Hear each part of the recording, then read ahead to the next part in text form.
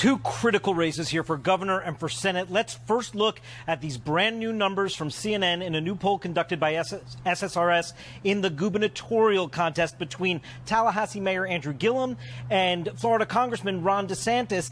Take a look at this. We are showing among likely voters a 12-point advantage for Gillum, 54% to 42%. And we have another winner who is about to speak. Florida Governor-elect Ron DeSantis joins us live. Final NBC News Marist polls of tomorrow's statewide races in Florida. Andrew Gillum, the Democratic mayor of Tallahassee, is at 50%, 4 points ahead of Republican Ron DeSantis at 46%. We've just gotten results in now from the state of Florida, big governor's race in the state of Florida, where the Democratic candidate Andrew Gillum has just conceded to Ron DeSantis, the Republican candidate. Take a look at the race according to the gender gap, and I think this helps explain why we're seeing such a big Gillum lead in this poll. Look at that. 60% of women are going for Gillum. That is a 26-point advantage. The pundits kind of rule for, almost 2 years, except that one Tuesday in November where the people get to speak. It doesn't matter what the pundits say. It doesn't matter what the media says. They don't get to set the agenda. The people of the state of Florida had an opportunity to set the agenda, and they responded to our message. Right here in Florida. It's so positive, it's jarring. It was the Obama show in Miami today. No Democrat does it quite like the 44th president. He was stumping for Bill Nelson and Andrew Gillum, who's now ahead of his Republican opponent in the race for governor by almost 3 points in the polling average. Do you feel the weight of history on your shoulders? I try not to think about that in that way, but I do think that my election could be the ultimate clapback to Donald Trump and divisive politics. We are calling this race for the next governor of Florida, Ron DeSantis. Things I should say in those polls you just showed to me are, number one, Gillum continues to lead. Yeah. Every poll I've seen of this matchup has had him ahead. Gillum has been ahead from the beginning. Yep. Every poll, and I think he's dragging Nelson along. I think I think Nelson is in his draft. And it hollered through this room. That was only the beginning of the answer of the century from Florida Democratic candidate for governor Andrew Gillum in a debate against his opponent, Republican Ron DeSantis. Now, check out the entire clip that basically just ended DeSantis' political career. We have a better chance of seeing Roy Moore getting hired as a substitute teacher than for DeSantis to come back from this. Florida will have a Republican governor for another 4 years. GOP candidate Ron DeSantis beat out his Democratic challenger Andrew Gillum. Gillum does look right now like he has a little bit of space between himself and DeSantis, and he's back to where he was before the Kavanaugh hearings, looking pretty good against a guy who, as Kristen said, ran a scorched earth campaign, a Donald Trump campaign to win the primary. Maybe that works in Idaho. Probably doesn't work in the state of Florida. Florida Senate race, we are also seeing that Democratic enthusiasm that we're seeing nationally play out here as well. We show among likely voters in this poll a race that is within the margin of error and will likely remain so, but has Nelson on top with 50% to Governor Rick Scott's 45%. A new round of polling this weekend shows a bit of a tilt toward Democrats. The CNN SSRS poll has Democratic Senator Bill Nelson with a 5-point lead over Republican Governor Rick Scott, 50% to 45% among likely voters. Then in the governor's race, Tallahassee Mayor Andrew Gillum is ahead by 12 points over Republican Ron DeSantis, 54% to 42%. You have both Democratic candidates breaking pretty hard with 2 weeks to go.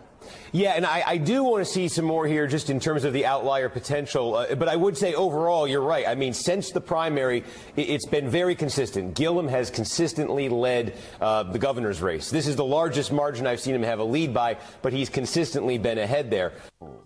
Despite the rave reviews that Rick Scott has gotten for his handling of Hurricane Michael and its aftermath, CNN's most recent poll still shows Bill Nelson with a significant edge in the race. Show of force in Miami today with Election Day now just 4 days away. Former President Barack Obama, Tallahassee Mayor Andrew Gillum, and U.S. Senator Bill Nelson just wrapped up what they were calling the winning ticket rally in Miami. Business Insider reports that Florida Governor Rick Scott won the U.S. Senate race in Florida, upsetting Democratic incumbent Senator Bill Nelson. Tracking poll puts President Trump's approval rating to 40%. That's 16 points below his disapproval rating, which is at 56%. Phil Bredesen in the lead, but only by 1 point. That's well within the poll's margin of error. Taylor Swift broke her silence on politics over the weekend, publicly backing 2 Democrats in Tennessee, where she votes. She announced in an Instagram post that she will vote for former Governor Phil Bredesen. Now, Swift expressed strong opposition to the Republican Senate candidate Marsha Blackburn. Last time he was up for re-election. He's running as an independent, very moderate type of messaging, and he seems to be striking a chord, and all of the polling of late has seemed to indicate that it remains a very, very close race. And he faces off against Congresswoman Marsha Blackburn. CBS News projects a winner in the state of Tennessee, Marsha Blackburn. Okay. Part of the Year of the Woman, and this a Republican woman heading to the United States Senate. She has been a congresswoman there. It's a very, very close race. Former governor of that state. And Marsha Blackburn running as a conservative, a Trump conservative. That's in a state that elected Al Gore.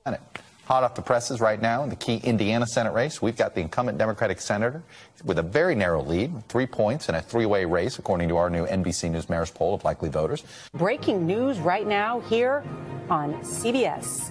CBS News projects that Democrats have lost a Senate seat that Republicans have picked up, a seat in the Hoosier state, Indiana. Mike Braun is the winner in the state of Indiana. And this is interesting. Head-to-head, the poll has Donnelly ahead 48 to 46% over Braun, with 7% undecided.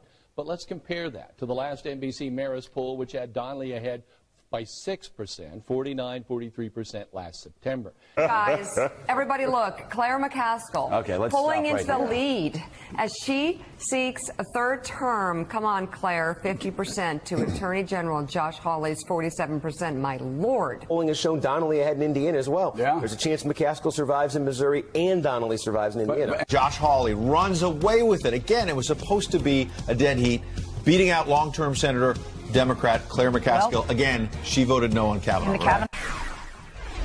President Obama went to Georgia from Florida today to campaign for Stacey Abrams for governor in Georgia. Both sides know it's all going to come down to turnout in the Georgia race, where it is tied. Secretary of State with a minimal lead over Democrat candidate Stacey Abrams. This is one state in Arizona, actually, where a Democrat is holding on to a tight lead. That's Democrat Representative Kyrsten Sinema challenging Congresswoman Martha McSally, the Republican. In the state, President Trump carried 49% to Hillary Clinton's 45%. Now, people are watching a few races that are just too close to call at this point. In Arizona, the Senate race between Republican Martha McSally and Democrat Kyrsten Sinema in a dead heat. Wow. You know, McSally wasn't even leading in any of the polls leading up to that. In Georgia, Republican Brian Kemp and Stacey Abrams are neck and neck in the battle for governor. If nobody gets to 50, they have a run-up December 4th. Voters, the survey done by St. Norbert College Strategic Research Institute polled 664 registered voters in Wisconsin,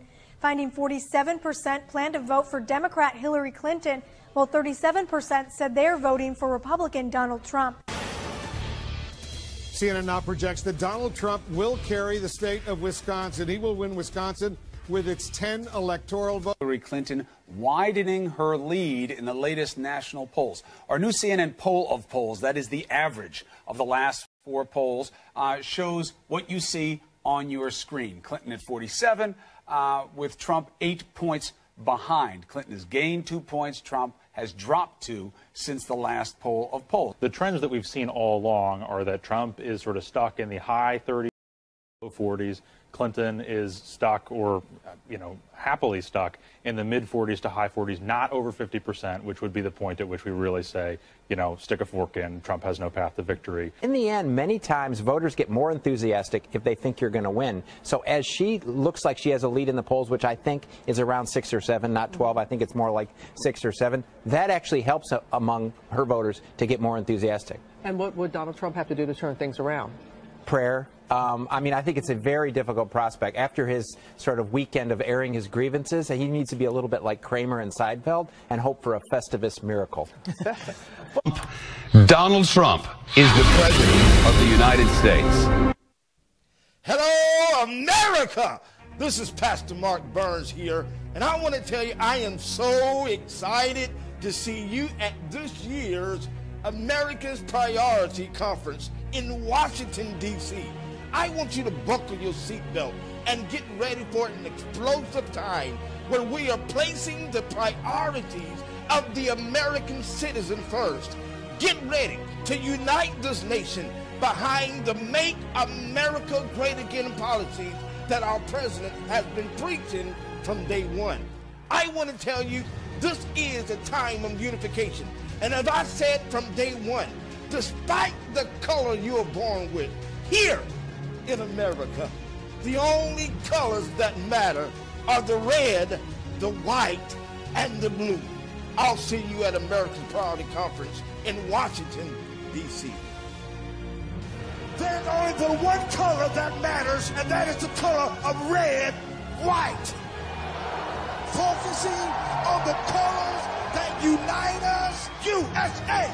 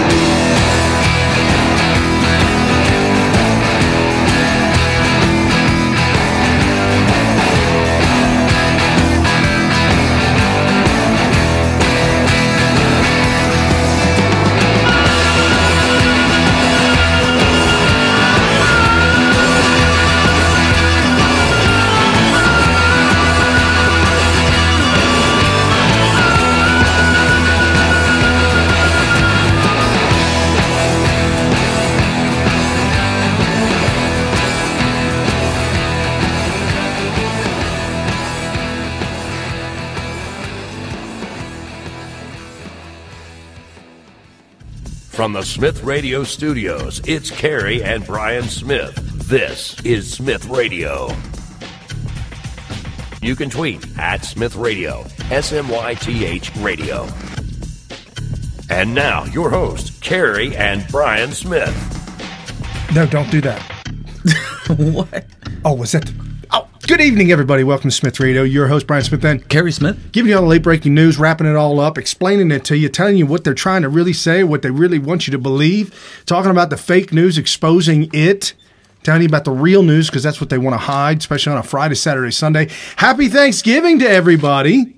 Thanksgiving was a couple days ago. Yeah. Mm-hmm. And we only do our show. This is Smith Radio, Military Veteran Talk Radio. We go live every Sunday evening, 5 to 8 p.m. Eastern. And we have an explosive show today, the most guests that we have ever had in one sitting. We're going to jam-pack it in there and try and get it all done. Our first guest that will be coming up, if you haven't heard, maybe you're under a rock or you're not on Twitter, Laura Loomer. Laura Loomer, citizen journalist, a friend of ours, friend of the show. She's been on the show a couple times. She was banned from Twitter for exposing a Muslim politician. And she'll be here at the bottom of the hour, 5:30-ish, scheduled for 5:30. And then we also will have I look at the show notes. I'm sorry, folks. We will have Deanna Lorraine is slated to be on the show as well. She's the author of Make Love Great Again and a Millennial. She's been on the show before. All these ladies, all these women that we're having on the show tonight, because we're not misogynist. We love the ladies. I just, you know what? Until you said something, I didn't realize that all four of our guests are women. That's okay. That works. So Deanna Lorraine, so all these ladies that we have on the show tonight are all guest speakers in one capacity or another at the American Priorities Conference coming up December 6th, 7th, and 8th. And you saw, well, if you saw the intro to the show, Pastor Mark Burns did a video clip, a shout-out clip for American Priorities Conference. This thing has gotten so big, it's garnered the attention of the President of the United States. All right. I mean, everybody that's anybody that knows about anything is involved in it. We had Brandon Struck on last week, hashtag Walk Away Movement. He's going to be there. I mean, there's just so many people that are going to be there. And if you're looking at the bottom of the screen, AmericanPriority.com, go to that website. Keep us on audio so you can continue to listen to the show. But go to the website and get your tickets. Snatch them up very, very quick because there are limited amount of tickets. Yes. And check out the agenda link at the top. And when you scroll down, you'll see the list of everybody that is slated to either speak or have some kind of event there. And, I didn't really know because there's a lot of people that are going to be there. So I never really saw it all together. And when you see the entire array of people coming, you're just like, oh my gosh, who's not going to be there? Right. Everybody's going to be there. Don't you be that person that's not there. Don't be the one. Don't be the one. It is going to be something else. It's going to be historic, and it's going to be something that is people look back and wonder if you've been to the first one, because there will be many to come, I'll tell you. Absolutely. And I'm looking forward to it, and we will be there, right? Absolutely. Smith Radio will be there. And if this is the first time you've been on the show, welcome, welcome, welcome. My name is Brian Smith. Back in the 90s, I was in the Air Force. This is my cousin Carrie. Back in the 90s, he was in the Marine Corps. We've been talking politics for probably about the last 15 to 20 years. And about 5 years ago, we couldn't take it anymore after the re-election of Obama. And a couple of years passed, we figured we had to document the demise of America because nobody was going to believe what happened and how it went down. Like, we had our sneaky suspicions. It makes me wonder if people listening right now remember how bad it really was. Oh, it was so bad. It was so bad. So now, by comparison, a light's been shed on it. Now we've seen the truth and it's being exposed. And that's what we've been doing for the last 5 years. We've been audio, and you can still get the audio on iHeartRadio. Go iHeart.smithradio.com. And this year, because of our great Patreons, thank you very, very much, we've been video on the Vimeo.com/Smith Radio, Smith Radio website. And if you're on the Smith Radio, SMYTHradio.com website, right there you can see the show. It's live. It's going live. Right next to the show is the big giant letter P, and it's the American flag waved in the letter P. That'll take you to American Priorities Conference as well. And then right next to that letter P, that people are starting to find very easily, is the new shop that one of our Patreons put up. Thank you very much, Vessi. That was so awesome. Awesome. Some great patriotic leggings for the ladies. I'm not lying. Leggings? Leggings for the ladies. Smith Okay. Radio leggings for the ladies. Patriotic leggings. And there's a discount code and all kinds of stuff. Anyways, folks. Christmas is coming, folks. Christmas is Without coming. a doubt. So with that being said, folks, our goal, our agenda here on Smith Radio is to bring to you real news and expose the fake news, to give you life lessons and history lessons about what really went down in history and how they're trying to rewrite it. And we set the record straight. And we do it from a military veteran standpoint. Brian was in the Air Force and I was in the Marine Corps.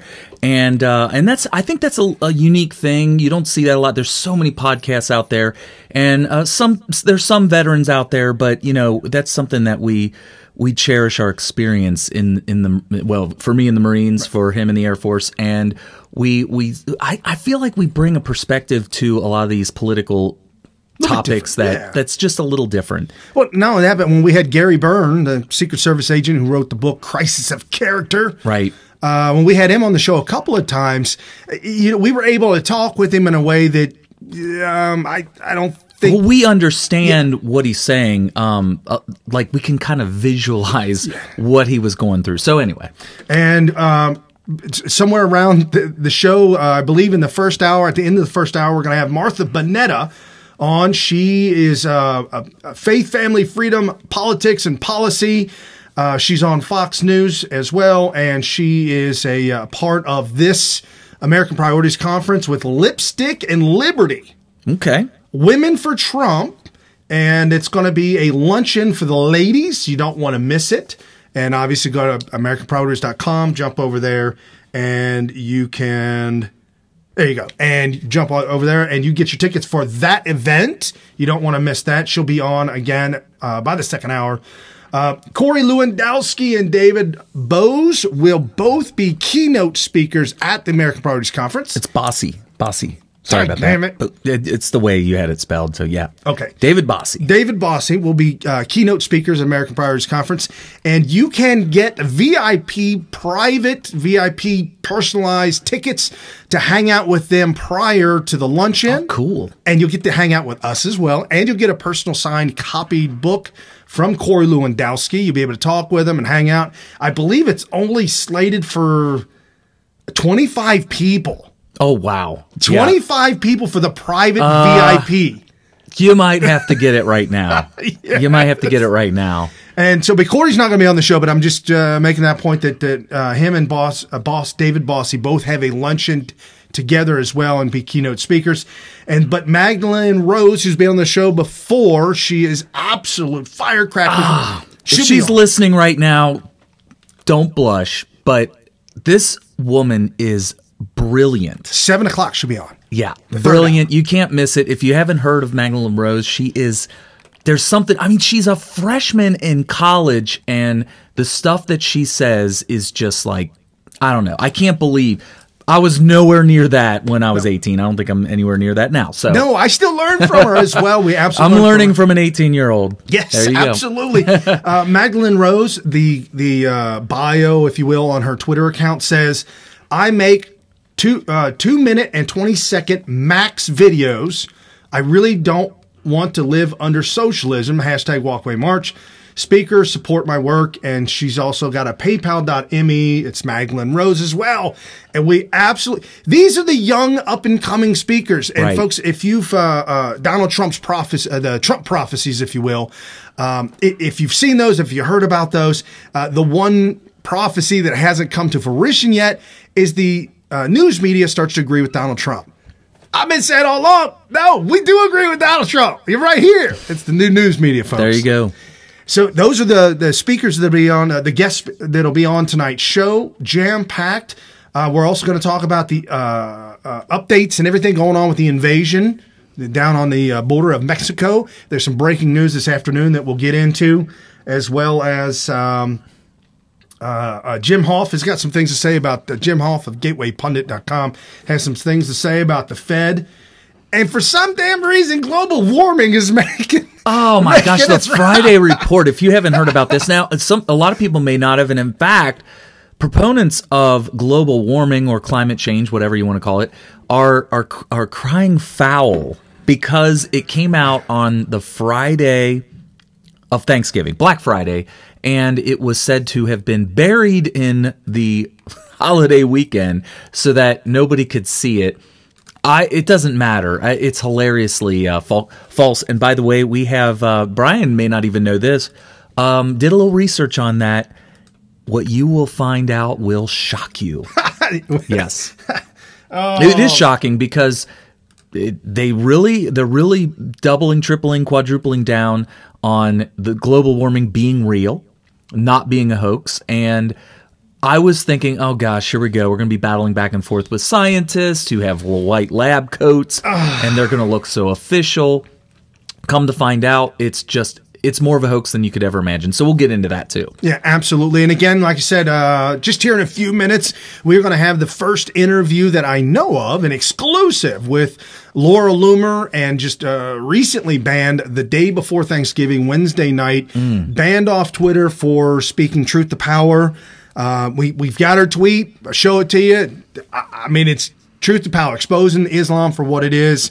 I just don't get it, folks. I don't get why they're doubling down on Islam and why they want to protect it so much. But we'll get into all that and much, much more. But breaking news, just as we get into the show, George Papadopoulos, Papadopoulos was scheduled to be at the American Priorities Conference. Right.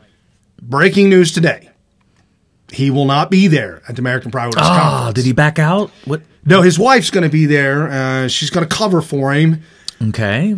He's going to federal prison. Oh man, the deep state got him finally. Yep, Papadopoulos was mandated to go to prison immediately. Tomorrow, when I say immediately, Monday he's supposed to report to prison, and he went in front of a federal judge, and a federal judge rejected the bid today to delay the prison sentence. They want this guy really shut up. They want him locked down. And if you don't know who George Papadopoulos was, he was the original person that was spied on, tricked, lied to, and spied on by the deep state. Whoa! Who's that? Laura's trying to call. Oh. Do you have the right link for her? She must be having trouble. Well, if you're listening right now, Laura, we are frantically getting a link for you. I'm assuming you tried to call to Yep. Tell her to hit that link and use the code. She said she needs a new meeting ID. Or she needs the meeting ID. Yeah, it's right there. Okay, I'll write down. You keep going. Okay. So we'll have Laura Loomer on in just a split second. Oh, it disappeared. I know. I don't know why it... Just a split second. Sorry about the technicalities, folks. This is the profession, Mr. Producer. What do we have going on, Mr. Producer? Anyways, as we speak here, again, folks, thank you so much for Patreons. Thank you very much for this year, helping us get to some of the events in Washington, D.C. And now we will be going to American Priorities Conference in D.C. December 6th. There it is. December 6th, 7th, and 8th in December. Get your tickets, AmericanPriorityConference.com. Get them now. Oh, manage. We just, I guess, split second she'll be in. We just hold on. Laura Loomer, folks, banned on Twitter for tweeting out about a Muslim woman in Minnesota that was elected to. She's a congressman. It's Congress, elected to Congress. And she's very controversial in the sense that she has claimed to hate all white men and say white men. Yeah, she in a statement she said white men should be locked up because they will never submit to Islam. To Sharia or to Islam? Sharia law, Islam. Okay. Yeah, white American men. And she also made some campaign promises that sounded like she was not going to impose her Muslim beliefs into. There we go. There we go. All right, awesome. All right, so we are having Laura Loomer. Laura Loomer is on Smith Radio. Can you hear me, Laura? I can hear you. Awesome. And we can hear you. You are live. All right, let me patch this in. Hold on 1 second. One second. Give me a second. Okay. Okay. I muted you for a second. So anyway, so we're going to have Laura Loomer on very, very shortly, and she will tell us all about what happened to her with Twitter and what she's going to do at the American Priority Conference. And just give us the rundown. It'll be awesome. In the American Priority Conference, she's going to be a speaker there, and she's actually slated to speak about social media. The Internet Bill of Rights. Yeah, the Internet Bill of Rights and freedom of speech. And ironically, for free speech, she gets the lockdown on Twitter. It seems like it never ends. So, Laura, you about ready? All right, so... Can you see me? Yes, absolutely. I had you muted for a second there because it sounded like you were getting ready. All right, so Laura Loomer is on. Welcome to the program. How are you? I'm all right. How's it going? Oh, it's okay here. So, I mean, you've been getting abused by social media left and right, and right. So what happened? So, is this the first time? I remember when you got a blue check. And then they took that from you, and we were all kind of scratching our heads. You may be the first person that I know of that had a blue check, and it was used as a punishment by taking it away from you, which that just kind of flew in the face of their entire idea of a blue check, of being a verified account and everything like that. And then fast forward, and now you are suspended. We originally thought you were suspended indefinitely or maybe permanently. And is that still the case? Yeah, I'm permanently banned from Twitter, and then I'm banned from Facebook for 30 days. Oh, it was the Facebook for 30 days. Okay. Now, what was Facebook for? Was it for the same thing or something different? I don't know. They didn't give me a reason. They said that it was hate speech, but they didn't give me a reason. Did you put anything on Facebook that was similar to like a Facebook post that was similar to the tweet that they're citing? So they're basically... They didn't give me any explanation. I don't even know why I was banned from Facebook. So they said a message popped up, and it's obviously an act of collusion because they did it at the same time as Twitter, just like they did with Alex Jones. And they didn't give me a reason.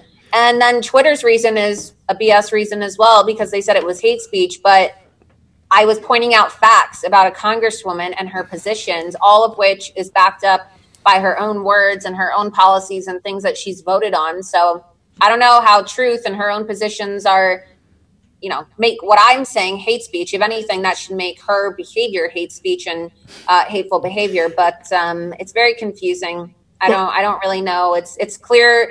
It's clear that this is just a form of political bias and political censorship that's being carried out by these tech companies, because I don't even think their rules matter anymore. They're just banning people for posting facts. I mean, there was an article that came out that said that they're now banning people for saying that there's two genders. So if you say there's only two genders, you'll get banned from Twitter now. You'll get banned because I guess that's hate speech against transgender people. And we have the tweet here that you put up. You want to go ahead and read that, Carrie? This is the actual tweet that Laura Loomer put out that apparently it's hate speech. So this, your tweet says, "Isn't it ironic how the Twitter moment used to celebrate women, LGBTQ, and minorities is a picture of Omar, who's the congresswoman who just recently got elected in Minnesota. She is pro-Sharia, pro-FGM. Under Sharia, homosexuals are oppressed and killed, women are abused and fired to wear the hijab. She is anti-Jewish." Maybe that was a spell check. Forced. Okay. Forced to wear the hijab and is anti-Jewish. So they considered that hate speech. Yeah, but everything I said is 100% true. Ilhan Omar voted against legislation that would have made female genital mutilation a felony. Ilhan Omar has been even criticized by the ADL. Even the liberal Jews are calling her out for her anti-Semitism because she said that Israel has hypnotized the world. And then she came out after being elected and said she's in favor of the BDS movement, which is essentially a boycott on Jewish businesses. This lady is a Jew hater. She is anti-Jewish, and she is pro-Sharia, and she is pro-Hamas. And when I asked her on camera, when I confronted her in Minnesota to disavow Hamas, she refused. So you know, everything I said is 100% true, and I can show you in her own words and her own voting history and her own social media and her own statements. But of course, I think facts are now bannable offenses, according to Jack Dorsey. Yeah, and I think what happens is, and this is just me speculating here, but it is a fact that liberals have made certain classes of people, if you fall into a certain class that they define, then you could be considered a protected class of people, and it turns into a quagmire when you have to protect somebody for being an anti-Semite because they fall under a protected class, and that's kind of what ends up happening here. So you're calling her out for clear anti-Jewish rhetoric or whatever, and because she is considered a protected class by liberals or by Jack Dorsey in particular, it ends up being that a Jewish woman gets banned from Twitter because there's pushback there. And then the Facebook thing is unbelievable, because since you didn't do a similar post on Facebook, it sounds to me like de facto part of Facebook's terms of service is that you cannot violate Twitter's terms of service. I don't know, or it's collusion, right? They like to accuse conservatives of collusion, but it seems like they are, because I don't really think that's a coincidence that on Thanksgiving I get banned by Twitter and Facebook at the same time, the same way they did to Alex Jones. They're obviously taking us out in an effort to shut us down, and they're suspending a lot of people, it seems like. Liz Crokin was suspended from Twitter today as well. And our buddy Ali. Oh yeah, he got well. You know, Ali he went a little too far, but there's a microscope. There's a microscope on every conservative, and of course they're going to construe everything or anything. I mean, Milo got banned for his followers. It wasn't even him. It was the people that followed him that harassed the actress of the awful the Ghostbusters remake, yeah. So Paul Joseph Watson tweeted out just this past couple of days, said, "We're spewing actual race hate." Sarah Jong, the editorial board of the New York Times, gets you verified, and when you start criticizing female genital mutilation, Laura Loomer, gets you suspended. I mean, this truly is the world of 1984. Am I right? Yeah, and it's only getting worse, and it's really scary if you think about it, because now these companies, they have so much power. Well, what's happening next? It's almost biblical, right? When up is down, down is up, and black is white. It just seems like everything is totally backwards now, and it's only going to get worse because these companies are monopolies. They have monopolies, and not just social media, but if you look at Google, they're so intertwined in so many different aspects of society. And when you look at somebody like Jeff Bezos, for example, the richest man in the world, and all of the power he has, well, he's driving so many people out of business. He is ruining people's lives with the monopoly that he has and the power that he has. He's making it so that these companies have the power to shut down businesses, small businesses, and that everything has to be done electronically or digitally through Amazon or through online stores. Well, what's going to happen when Jeff Bezos, who we know is anti-Trump, we know that Jeff Bezos is, anti-conservative, when he decides, well, now that I've acquired all this power and I control everything online, I'm not going to sell anything to conservatives.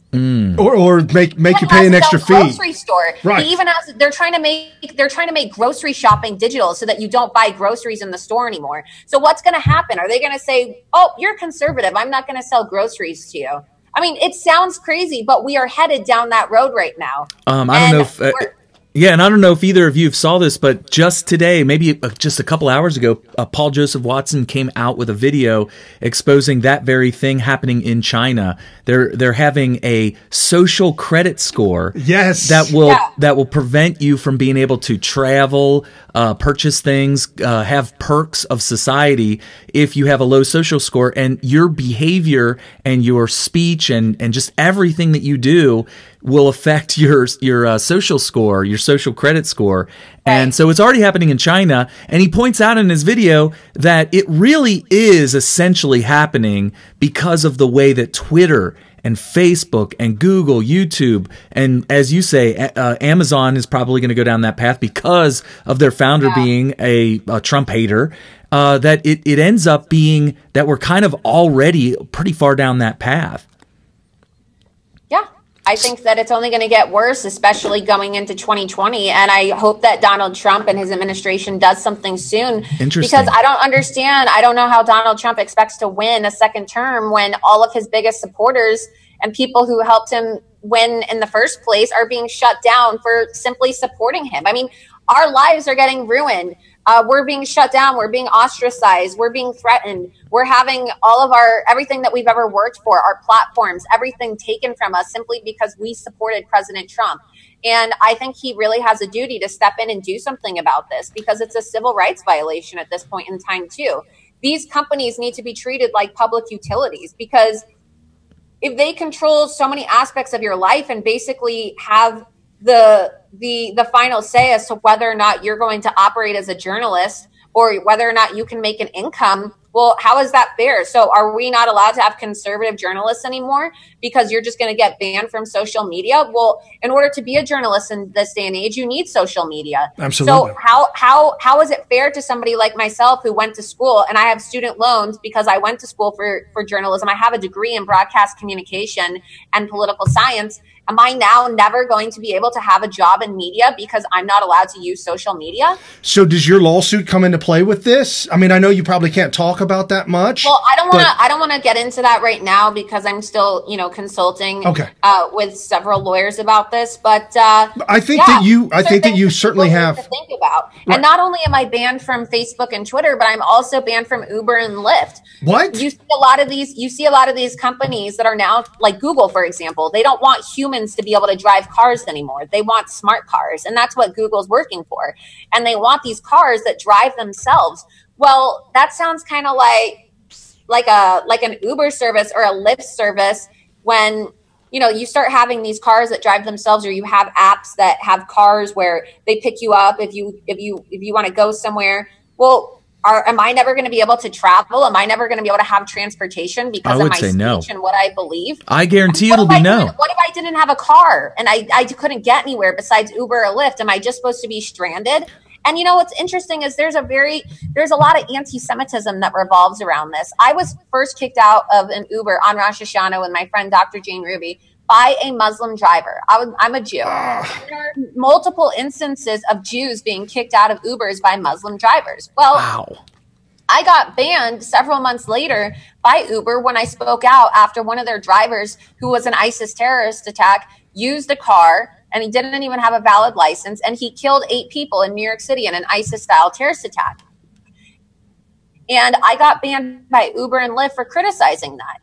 All right. Well, the CEO of Uber is a Muslim. He's an Iranian. He hates America. He hates Trump. He hates conservatives. He probably hates Jews too.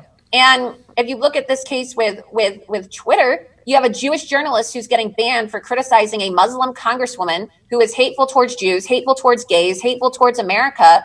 And there's a very concerning element to this. It seems like these big tech companies hate Jews. And when you look at the ownership and you look at the breakdown of who owns and who's funneling in the most money to these companies, they're Muslims. Twitter's second largest shareholder is a Saudi prince who also happens to be one of the biggest financiers of terrorism in the world. Oh. How is this acceptable? Yeah, and I'd like to point out, too, as I'm listening to you say all this stuff, it's not like you just randomly started criticizing our new congresswoman from Minnesota because she's Muslim. This was not an unprovoked attack by you. This was her lying to her constituents, to her voters, and then being anti-Semitic. Exactly. So in a way, you're just responding to her speech and rhetoric. And I've been investigating this lady for months now. I went to Minnesota and confronted her, and I've been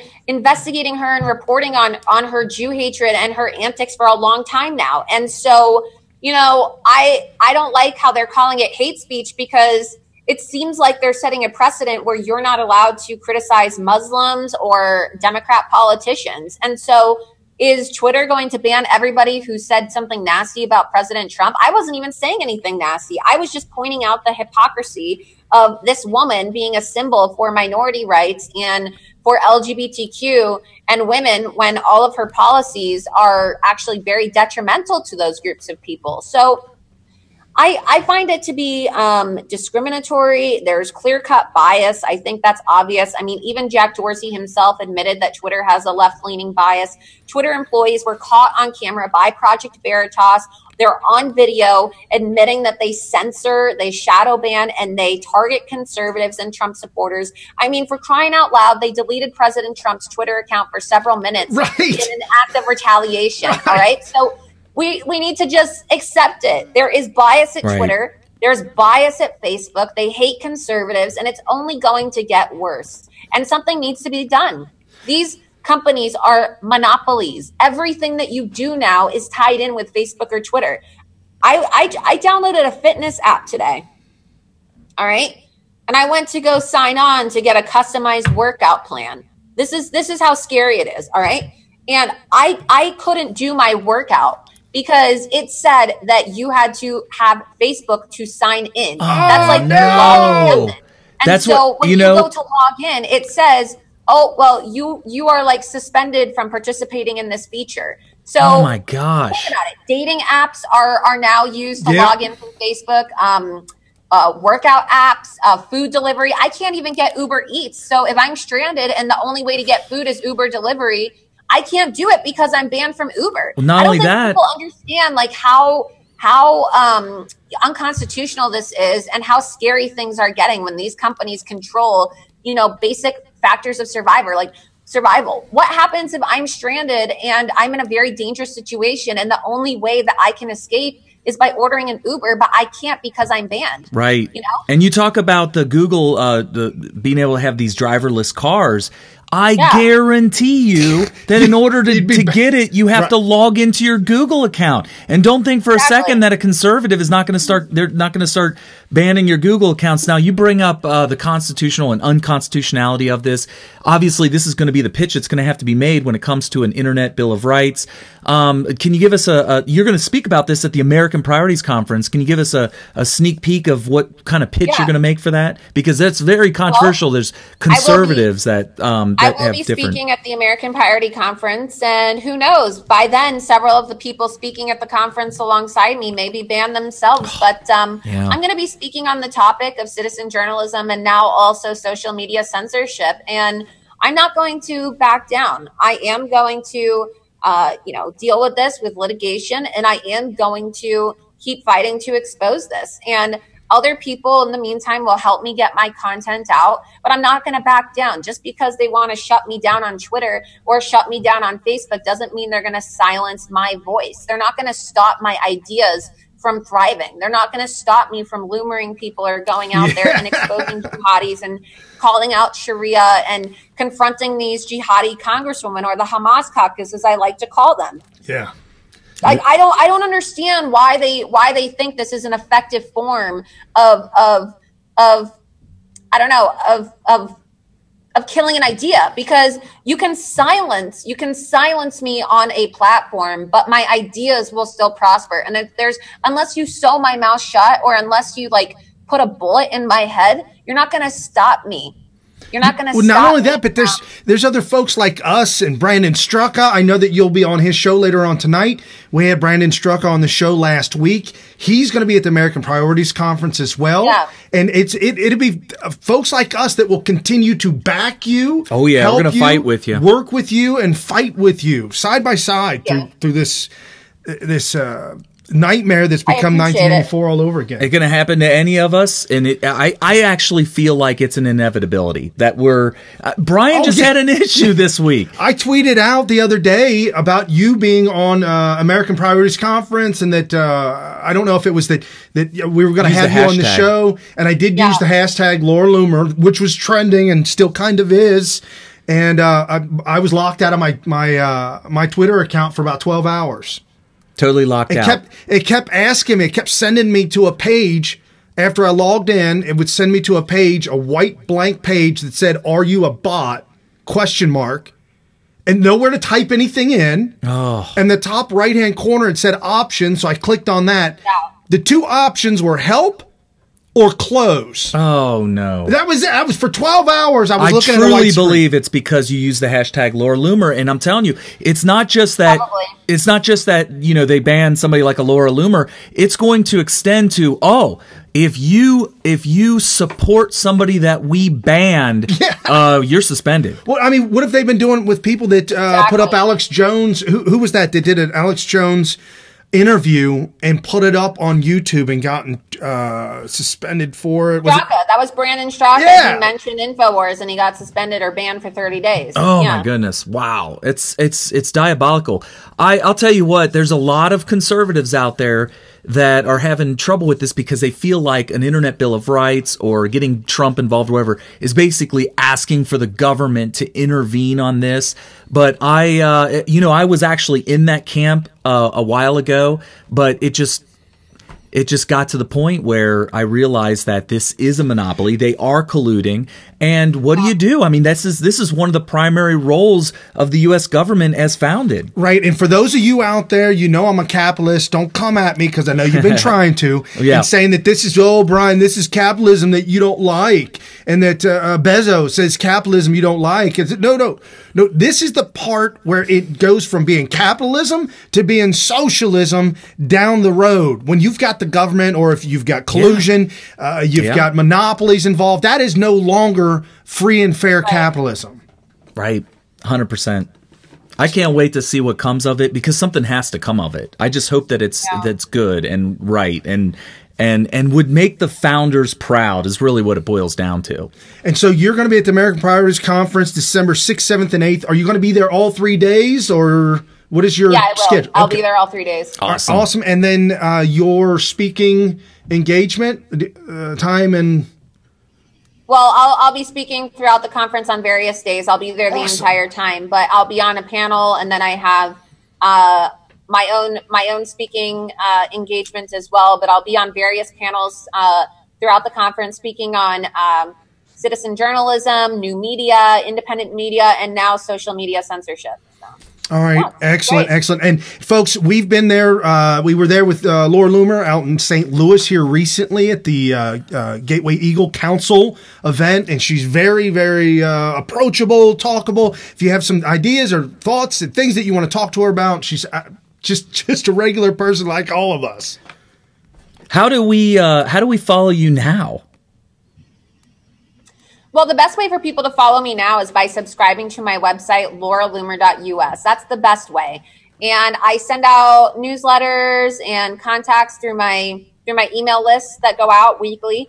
And I'm just trying to build that up right now and try to transfer all of my followers over to my email list.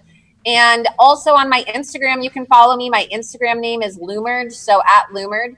And I still have my Facebook, even though I'm banned for 30 days. So I guess you could follow my page in the meantime. But the best way is to subscribe to my own website. I'm now on minds.com. I'm also on Gab and on BitChute. So I'm going to start doing a lot of alternative media. So if you have a Gab account, follow me. My username is just Laura Loomer, Laura Loomer on Minds, Laura Loomer on BitChute as well. And I'm going to be expanding. I'm going to be using a lot of different alternative media platforms as well. And I have my YouTube channel too, so you can subscribe to my YouTube channel, Laura Loomer.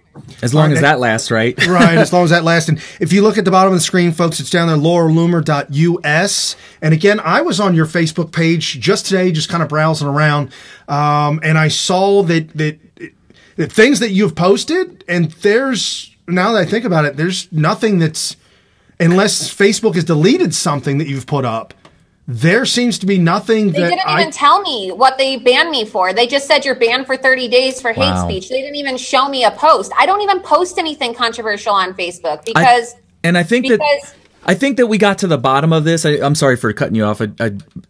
there was somebody that put up Laura Loomer _alt and was really, really doing a good job of masquerading around as Laura Loomer herself. What can you say about any accounts that might pop up on Twitter or Facebook? All of the accounts are fake. All of the accounts are fake, and I don't have any fake or new accounts on Twitter or Facebook, right? Okay. I just have the accounts that were banned, and I don't plan on creating another Twitter account because that's what they want. They're fake accounts that are being created by trolls so that they can try to get me in trouble with Twitter, and then people pretending to be me so that they can get money. But, in the meantime, like I said, I really need people to subscribe to my website, lauraloomer.us. I need people to follow me on Instagram and talk about alternative, alternative platforms, other ways that we can communicate. So other people need to be signing up for these alternative media platforms as well, like Gab, Minds.com, BitChute. And we also need to start having a discussion as content creators about things that our representatives can do and actual solutions, because we need Congress to pass some type of legislation. And I've been talking with some individuals, and one of the only solutions that I've heard about right now is something called SMACA, which is the Social Media Anti-Censorship Act. So, yeah, there's something called SMACA, and I can send you guys the outline after this as well. And you can post it and share it with your users. But we need to start having a conversation, because SMACA it's really the only solution so far that I have seen. And if we can start getting congressmen and our representatives to talk about SMACA and have a discussion amongst each other and make this term SMACA go viral, it might be a great solution. And it seems to make a lot of sense to me. And it's very straightforward, and it's proposed legislation. And I think that so far, like I said, it's one of the only solutions that I've seen. People like to talk about the censorship, but I have not seen a lot of people come up with solutions. There isn't a platform that is very popular right now that people are flocking to. I mean, there's Gab, there's Minds, there's BitChute, but there isn't a mainstream platform like Facebook or Twitter that is going to be pro free speech in the moment. So we really need our representatives to start talking about legislation, and I would love for them to start talking about SMACA or looking into the idea of SMACA. Yeah, I would love to see that, and I will share that everywhere. I can't wait to see it. Someone had mentioned something to me about using the FCC. Is that an option, or is that viable? Is that even... That could be problematic. Well, there's issues of antitrust with these companies because of their monopolistic practices, and it's their racketeering, which they are participating in racketeering. And this is a monopoly. It's a monopoly on free speech, and it's a monopoly on business practices. And it's just really sad to see how many people's lives have been ruined, how many businesses have been killed as a result of big tech, and how so many people have been scammed out of their pages. There are people who have invested like hundreds of thousands of dollars into building up their Facebook pages, and then they're just shut down. And I find that to be a really fraudulent business practice, because you're telling people, hey, you can sign up and do business, and then we're going to take your money for advertising, and then we're just going to delete it all without any warning. So I've heard horror stories, and something needs to be done, because to me that sounds like theft. It sounds like theft when it's Facebook fraud. It's theft. It's just it's not. And I'm not a lawyer, but it's just not ethical. Right. And this isn't a nightmare story, but for us, Smith Radio on Facebook, during the campaign, the run up to the campaign, people were posting 1-star negative comments and just rhetorical, angry, hateful stuff that were former cruise crew people or Democrats or whatnot. Those can never be removed. They're still there forever. And we're not a business, like we don't sell anything. Right. But somebody could destroy your business with fake bots and fake reviews, and it's something. You're right. You're absolutely right. So Laura Loomer at American Priorities Conference, December 6th, 7th, and 8th. She'll be there all 3 days. She'll be talking each day at various events. Yes. Jump over, get your tickets right away. Make sure you get them, because a lot of these places are, a lot of these events or speaking engagements are limited to the amount of people. The breakout sessions could be quite small because of just the room might not be very big. So you want to get those tickets. Get those tickets. Yeah. Well, I'm looking forward to seeing you and whoever else decides to show up. Hope to see you guys there. Awesome. Thank you much. Laura. We'll see you there. Thank you so much. All right, Laura Loomer, and don't forget to go to lauraloomer.us .us to sign up for everything that she's got there. Just sign up whatever she's got. So it sounds like she's got an email list, which is awesome. She probably sends out her breaking news directly to you through that, or whatever kind of news she has about herself. I thought it was Laura Loomer, a different website. The .us, I'm definitely going to go there and check that out, because I didn't realize that, and now you guys all know. Absolutely. We are slated for our next guest. I'm not quite sure the time frame of our next guest, but you're not sure whenever they call in, because I thought it was supposed to be now, because we ran a little long with Laura, but that was really good information that we all needed to know. Everybody needed to hear about as well. So Martha Boneta, slated to be anytime soon. We'll see how that goes, how that works out. But as we talk about these things that are going on, the banning of conservative folks like us that just talk about conservatism. We talk about making America great again. We talk about the things that our founding fathers, why our country is founded the way it was founded, what we can do about it to take it back, and why has it gone so far to the left when you've got all these news outlets, CNN, MSNBC, CBS, ABC, just absolutely filled with hate, anger, and rage. Jim Acosta hating on Trump, hating single thing that Trump has ever said. Doesn't matter. Now you've got just random people that do the man on the street thing, where they ask kids on college campus, they ask them, well, Hillary Clinton said this, so do you agree with that? And when they say yes, they agree with it. Then they say, no, sorry, that was Trump that said that. It is so easy, because so much has been said negatively about Trump, but when they actually hear what he said. Oh yeah, I always call people out, because a lot of times they respond to what they thought they heard. But then when you replay the actual words spoken, you realize that they're complaining about something that wasn't really said. It's just what they thought they said. So there's dozens and dozens of examples over the years of this happening since basically the start of the campaign all the way through to his presidency. So I love to have those battles, because I don't know. I like the rhetorical and all that kind of stuff. And now I want to go down the road of Muslims just real quick. This was posted up on Twitter. I'm going to turn the sound down a little bit, and I'm going to read it for you, because it's kind of a little bit hard to understand. But this is a video put up on Twitter. Muslims being asked about being elected to positions and what they're going to do and how they're going to take over America.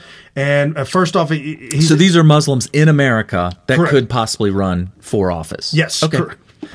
So he says, if there will be a contradiction between the Constitution and Sharia law, then what? Contradiction between the Constitution and Sharia. Yes. The way that we will deal with that, inshallah, is through the electoral process. Okay, the way we'll deal with that through Sharia law is through the electoral process. Okay. We will run candidates wherever Muslims live, and Allah willing, but you're not the majority. No, that's what we say, not yet. Majority. No, that's what I say. We will have, inshallah, not yet. Yeah, so they're admitting, we're not the majority. Even in Muslim areas, we're not the majority, but we're not the majority yet. We're working on that. That's why I'm running. And that's why this Muslim guy says that's why I'm running for commissioner. For commissioner. And that's why we need more Muslims. More Muslims to run. And commissioners, senators, congressmen, whatever political position, in cities, in big and small administrations. In Dearborn, we already have control. Well, look at Minnesota. They got a congresswoman. And he says, yes, in Dearborn, they already have control over the city. That's no lie, folks. There's been people that have gone to Dearborn, Michigan to scope the town. And you really would, it's out of the Middle East. It really is. So it's not impossible. It'll just take some time. That's why the strategy here is long-term strategy. 50 years sounds like a long time, but for Muslim Brotherhood, it's attainable. Oh, this sounds just like communism in America. Communism, a lot of people don't realize, we have been inundated with communism, and it was a 100-year plan. Right. The communists 100 years ago or more decided we're going to take over America, and these are the steps that are going to have to be taken. And along the way, they were losing everywhere you could imagine. I mean, there was the Red Scare, the first Red Scare. People don't realize this. You know the Red Scare in the 50s with McCarthy? That was the second Red Scare. Yeah. There was another Red Scare back in, I think it was the teens or 20s or something like that. And the second Red Scare happened in the 50s with McCarthy. And so they had a long-term plan, and it worked. Okay, Barack Obama was a full-blown communist president. They got the president of the United States. Communism did. And so it will happen with Islam if they have the same kind of long-term 50 to 100-year plan that communism has. And as far as we know, their will is pretty long and strong. Right. I mean, it's not like they're willing to die for their cause by blowing themselves up. Yeah, well, and here's the thing about it's not bigotry or anything like that. They believe in Sharia law, and they're going to try to implement it through the legal process, which, you know, our founders believe that when the majority represents a representative who then makes the law and it gets passed and all that kind of stuff, those are our laws. You could have any law you want. You just have to go through the process set up by our founders. And when you have people who believe in Sharia law take a look at this, they're like, well, we could theoretically implement full-blown Sharia law in America. We just have to go through these steps laid out by the founders, and it may take 100 years, but guess what? The ball's rolling. Well, not only that, but there have been cases already that have gone up to Supreme Court or have gone up to higher courts to where lower courts in, for example, Dearborn, Michigan, were using Sharia law. Lawyers were quoting Sharia law, and judges were allowing it in American courts, and then the appeals had to go to higher up courts for those courts to say, no, this is unconstitutional. Folks, I'm telling you right now, if you don't know anything about Islam, if you don't know about the Quran, if you don't know about Sharia law, you absolutely must go to the YouTubes, find Brigitte Gabriel, find there's all kinds of great stuff out there that exposes Sharia law, exposes Islam for what it is. It is incompatible. It is incompatible with the United States Constitution and the United States Bill of Rights. Right. In order to fully have Sharia law or America be Sharia compliant, they would have to do amendments to the Constitution. And the thing is that the founders set up a system that would allow for any amendment. You want guns? You want the government to take away your guns? There's a process. There's a legal process to abolish or amend the Second Amendment. And it almost happened in 2010. We've talked about that many times. Well, that wasn't a legal process. That was an extra legal process. Well, you know. That was called legislation from the bench. It would have been totally unconstitutional. But if the Supreme Court would have gone the other way, it's kind of like Roe v. Wade. Once they rule on it, everybody just accepts it as being allowed. Well, if it's a Democrat favorable ruling. Right. Because there have been rulings where the Supreme Court was re-ruled and re-looked at things that they had passed, had bills that they had passed or affirmed that, okay, this is the way it's going to be. And then 10, 15, 20, 50 years later, they revisit it with a new Supreme Court justice. They revisit the whole idea and say, you know what? The Supreme Court got it wrong. I'm just saying it got it wrong in the Sometimes past. It just happens through osmosis. You look at DC versus Heller, you would think that landmark case would have made everybody realize, oh, you mean we can bear arms? And now look, you get pulled over and you have a gun in your glove box or something like that, and you go to jail. If you have no, man, don't do that. If you have a gun in your glove box and you don't have a special extra certificate, not the Second Amendment, but a special certificate, just get a copy of the Second Amendment and say, here's my permit. Even in the state of Ohio, you'll probably be arrested and you're probably not allowed to own a gun for the rest of your life. Yeah, somebody was telling me yesterday that if you got a side holster and you're carrying wide open for everybody to see, that's allowed. But if you got it in your center console of your car, that'll send you to prison. I'm sitting here thinking, what is we talking about here? Talking about prison. I guess we're not talking about the Second Amendment. So anyway. No, we're not. And Kyle Kushchev out of the Florida school shooting, if you guys remember that from a while back, David Hogg is still out attempting to garner support for the banning the Second Amendment and banning guns. Well, Piers Morgan is still... Whoa! I guess Piers Morgan is not alive and kicking. I was going to go to Piers, but we're not doing that now. Folks, we have our second guest, special guest. And before we bring her on, I want to play for you her little snippet. I'm going to play for you a pinned video that she has on her Twitter account that kind of gives you a little bit of who she is, and I found this just absolutely fascinating and refreshing. This is Deanna Lorraine. Any compassionate and rational woman. What happened with Brett Kavanaugh should frighten every man and prove to you that the left doesn't care about you. In the world that the left wants to create, at any moment, a woman could ruin your life based on uncorroborated claims of sexual assault. No proof whatsoever. If she says it happened, you can lose everything you've worked for, and your family, your career, your lives can be destroyed. They seek to destroy due process and make men guilty until proven innocent. They seek to create a morally repugnant new precedent where all women are blindly believed, regardless of however many decades later it's been, regardless of if there's any evidence or not, simply because she's a female. Then, angry mobs are encouraged to show up at your home or place of work and threaten you, harass you, dox you into submission. You and your testimony are credible. We believe you. We believe you. We believe you. The world that the left wants to create is a world where men's lives matter less than women, or not even at all. Women are helpless victims and inherently more honest, trustworthy, and innocent, where men are inherently liars. It's a world that indoctrinates boys and men into feeling ashamed of their own identity. This radical and angry brand of feminism and leftism isn't interested in gender equality. With their constant mantras of the future is female and men need to shut up, they're not even hiding their agenda. They want the complete subordination of men. But really, guess who's perpetuating all of these kinds of actions? It's the men in this country. And I just want to say to the men in this country, just shut up and step up.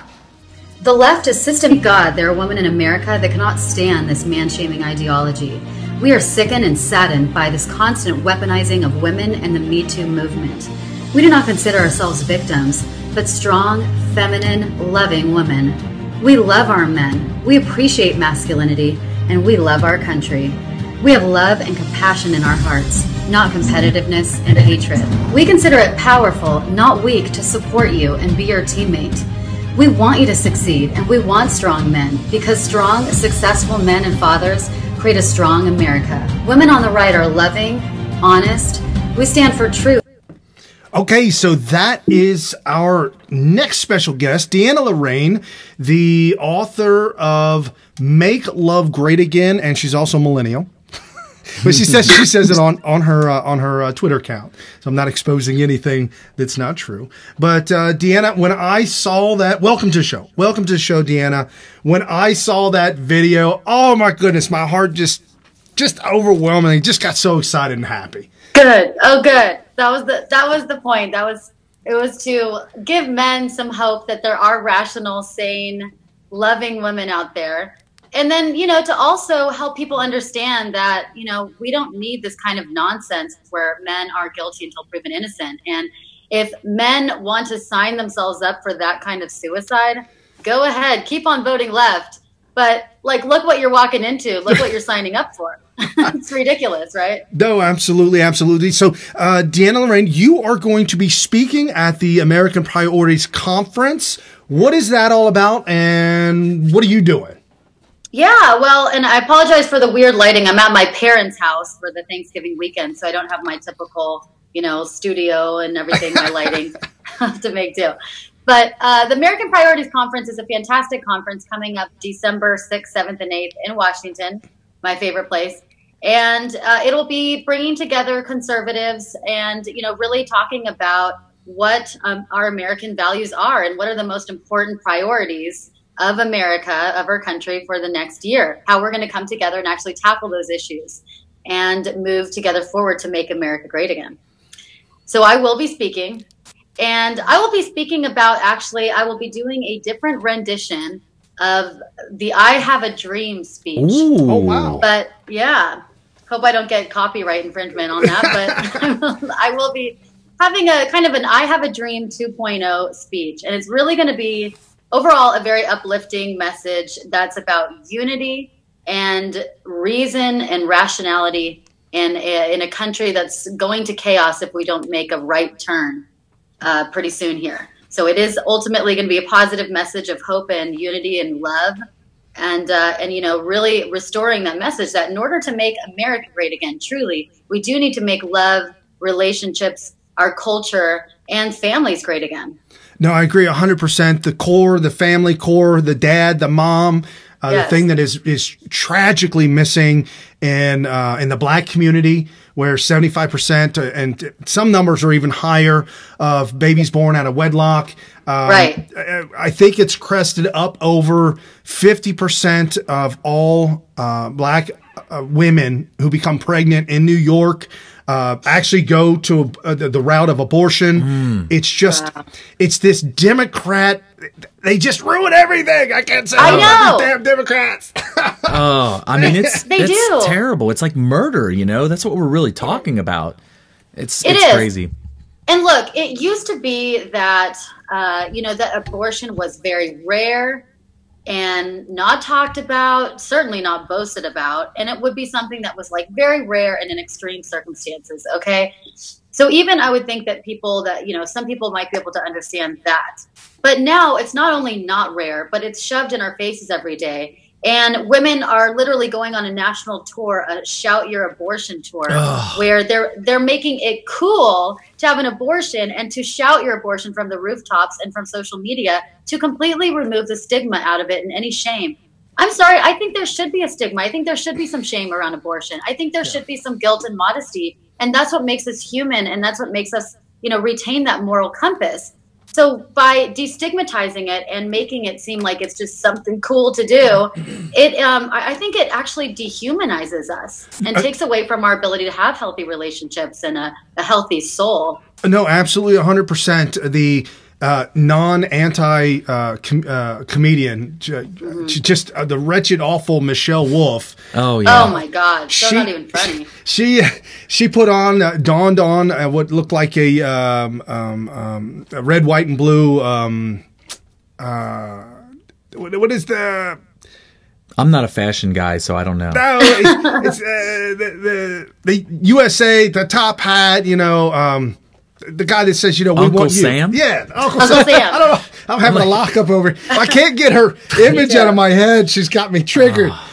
She was on a show the other day shooting off a cannon, and all these like paper mache would shoot out, and she was screaming out abortion is beautiful. And if you haven't had an abortion yet, plan yours today. And then my gosh. Yes. Did you see that at all?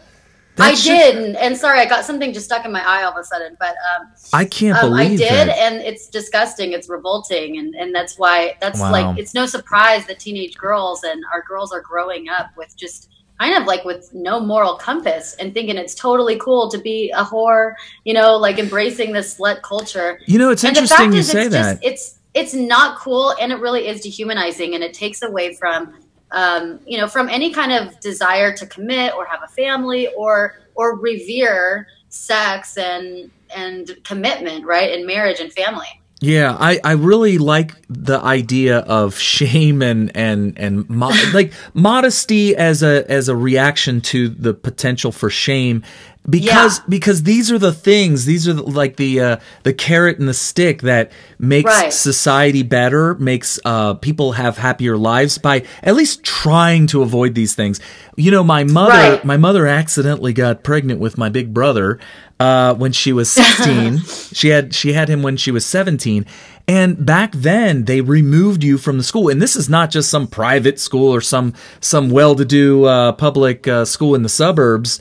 This was an inner-city public school, and it was standard procedure to remove them from the student population because they didn't want to influence it. And now today, you have these programs on MTV where they're lionizing young girls for having a child and being pregnant at the prom and all this kind of stuff and making it seem like it's so cool. And, this is the same level of maturity that, eyes okay now. Yeah, I think your eye's okay. I'm looking at it. There we go. Is it okay? Okay. Yeah, it looks fine. I don't. Great timing to get something stuck in my eye. If you need a second, I got the camera off of you. So the camera's off you right now. So you can do whatever you want right now. Can I check in the mirror really, really quickly? Yeah, sure. Go ahead. We're gonna keep talking, but just hold that thought. So yes. No, so I think it's you're great. right, and I get so angry about this. When I lived in South Central LA, folks, I'd run into these girls in the streets, young Utes, on a summer evening, hanging around on their little bicycles or whatnot, talking with each other. Okay. Hispanic girls, 16, 17, 15, 16, 17, somewhere around in there, right, bragging about how they're going to get their babies out of the way so that they can have can have fun and have their party time. I was telling a story about they were going to have party time afterwards? Yeah, I was telling a story about these Hispanic girls in high school in LA, South Central, bragging about getting their babies early, getting them out of the way so that I can party when I'm in my late 20s because I don't want to be screwed around, because I can't drink till I'm 21. So I'll have the babies now. So get 3 or 4 out of the way. Yes. Now, see, if they were to get married, that's not a bad idea, actually. Right. Yeah, if they were to get married, see, and that's the thing. The assumption is if you're going to start having children at 15 or whatever, that you're going to do it out of wedlock. Obviously that would be a bad thing for the kids. So there's two ways to look at it, I guess. But I never, it's usually the opposite. Isn't the opposite? I must be able to have my abortions on demand or else how am I going to be able to party? I can't go to the club being saddled with this child. Yeah, totally. And look, I've even learned the hard way that I bought into the feminist lie myself where that, you have to be financially successful and independent as a woman and be out of college. And your first priority should be working and being financially successful and independent. And then later down the road, you can have a family. And I think that's really backwards for a woman because, career can always be there. Babies and a biological clock may not always be there. I mean, that's what a biological clock is. Right. Well, the argument, see if you can field some of these. Let me play devil's advocate a little bit. Yes, please. So you have your children in lieu of going on to get your master's or whatnot and competing with men in the workforce and all this kind of stuff. And that sounds all good and everything until you realize, well, now you're breastfeeding for a couple of, for a while. And then you're changing diapers and then you're running them off to school every day and you're making them lunch. And next thing you know, the kids are 18 and you're in your late 40s and you missed out on everything. So I've been enslaved for the last 18 years. You don't know. It's slavery. It's a patriarchal slavery. How do you feel those kind of criticism? Well, I think that there's just not enough education or programs to show women a better way. I think there's a third option. And that is, I think, teaching them that maybe their 20s could be great to focus that energy on having a family, building a family, building a marriage. And then by the time you're like 34, 35, your kids are already off to school, well off that time. And you still have a lot of energy left over then. And that so much of your time in your life to then pursue a master's degree or pursue a career. And you're really, still ahead of your game. Plus you're a young, hot mom. Yeah. And that's pretty cool. Yeah, I know. Yeah. I got one. Yeah, exactly. And you have a different kind of energy though when and what I would say that devil's advocate, slaving away as a woman and slaving away your 20s and 30s, trying to get to the top of your career ranks without a partner and by yourself. Eventually that energy gets really tiring and boredom too. That energy gets really hard and you get really burnt out as a woman, knowing that you have no partner and you're just doing this all yourself. and you're competing and you have nothing really to show for it as far as family or relationships go. Well, so, you know, pick your poison, but no one's really showing women that, you know, there's a third way to do it. Maybe start a home business so you don't lose that drive or that entrepreneurial spirit or that ambition. You're still kind of building something on the side while you're raising a kid in your 20s. But I think that there needs to be some sort of education, and this is what I'm trying to do with my message too. It doesn't have to be just like either go back to the 1940s or now. I think there's some sort of in between that can be really positive for women and stay-at-home moms. And just to give you ladies in college right now and you gentlemen in college right now, you're probably not going to reach a pinnacle of success by the time you're in your early 30s. It's very rare. You might. Yeah. It's very, very rare. Your success, I would say, is it's amazing in your book and you're traveling around the world and you're getting talking. I mean, this is phenomenal. But Carrie and I have talked about this. I think we talked about this a couple of weeks ago. Yeah. We are both just crested 40. And we haven't really found success until now in our careers. Well, Rush Limbaugh was dead on accurate when he said they don't pay you until you turn 40. Like the owner of that's funny. He said that, and I thought, what does that even mean? And all of a sudden, people look at me totally different. They can see the 40 on me, and they're like, "Oh, this guy needs to get paid." The 40 scent. Something like that. Because all of a sudden, everybody's like, "Oh, this guy needs to get pushed up the ladder." It's the scent of decay. Well, they also say that they say that because men waste their sexual energy before they're 40 on like chasing tail and other kinds of things, that it's so all over the place. But when they actually are kind of a little bit past that stage, they can direct that sexual energy actually toward ambition and projects and their careers, and it actually tends to go further. The most expensive thing that a man will ever pay for is the chasing of women. Yes, right. I'm the one that came up with that. I have a family member, a male family member, who's an older bachelor, I guess you could say, and he's a penny pincher. He's very cheap, and he's always trying to save money. And then I see what he drops on dating, and I'm like, wow! I just realized the most expensive thing on earth. And the reason I bring this up, what did he just buy? I don't know. What did he just bought a brand new Camaro for a woman? No, for himself, but to show. No. Dave Chappelle pointed that out. It's the bait. Yeah. The Camaros is the bait.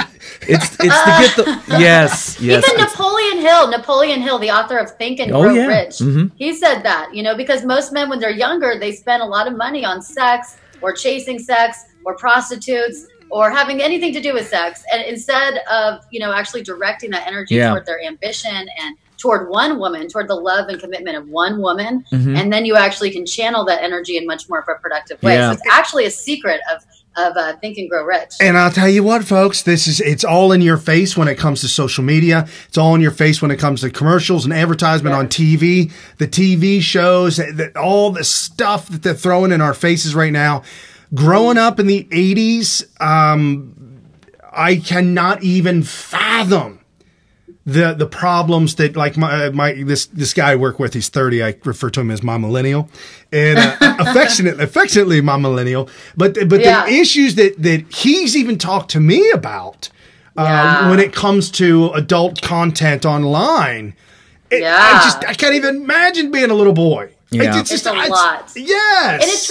I'm sorry, it F's them up. It really does, because when you're a boy and by the time you're 15, you've seen hundreds of thousands of footage of very graphic sex and even violent sex. Yeah. I mean, that does something to your brain structure. That does something to your perception of women, to your perception of relationships. Right. It really hurts it. I mean, so we have to really look at the way that boys are growing up when they're being inundated with this graphic sex by the time they're 15. You learn about social interaction through social interaction, whether it's real or what you watch. Like some people watch movies and they think that this is the way people behave, whatever. Yeah. Well, if they're watching, pornography or whatever, they might think that what they're seeing is the right way to go about and we have young daughters, and our goal is teaching our young daughters.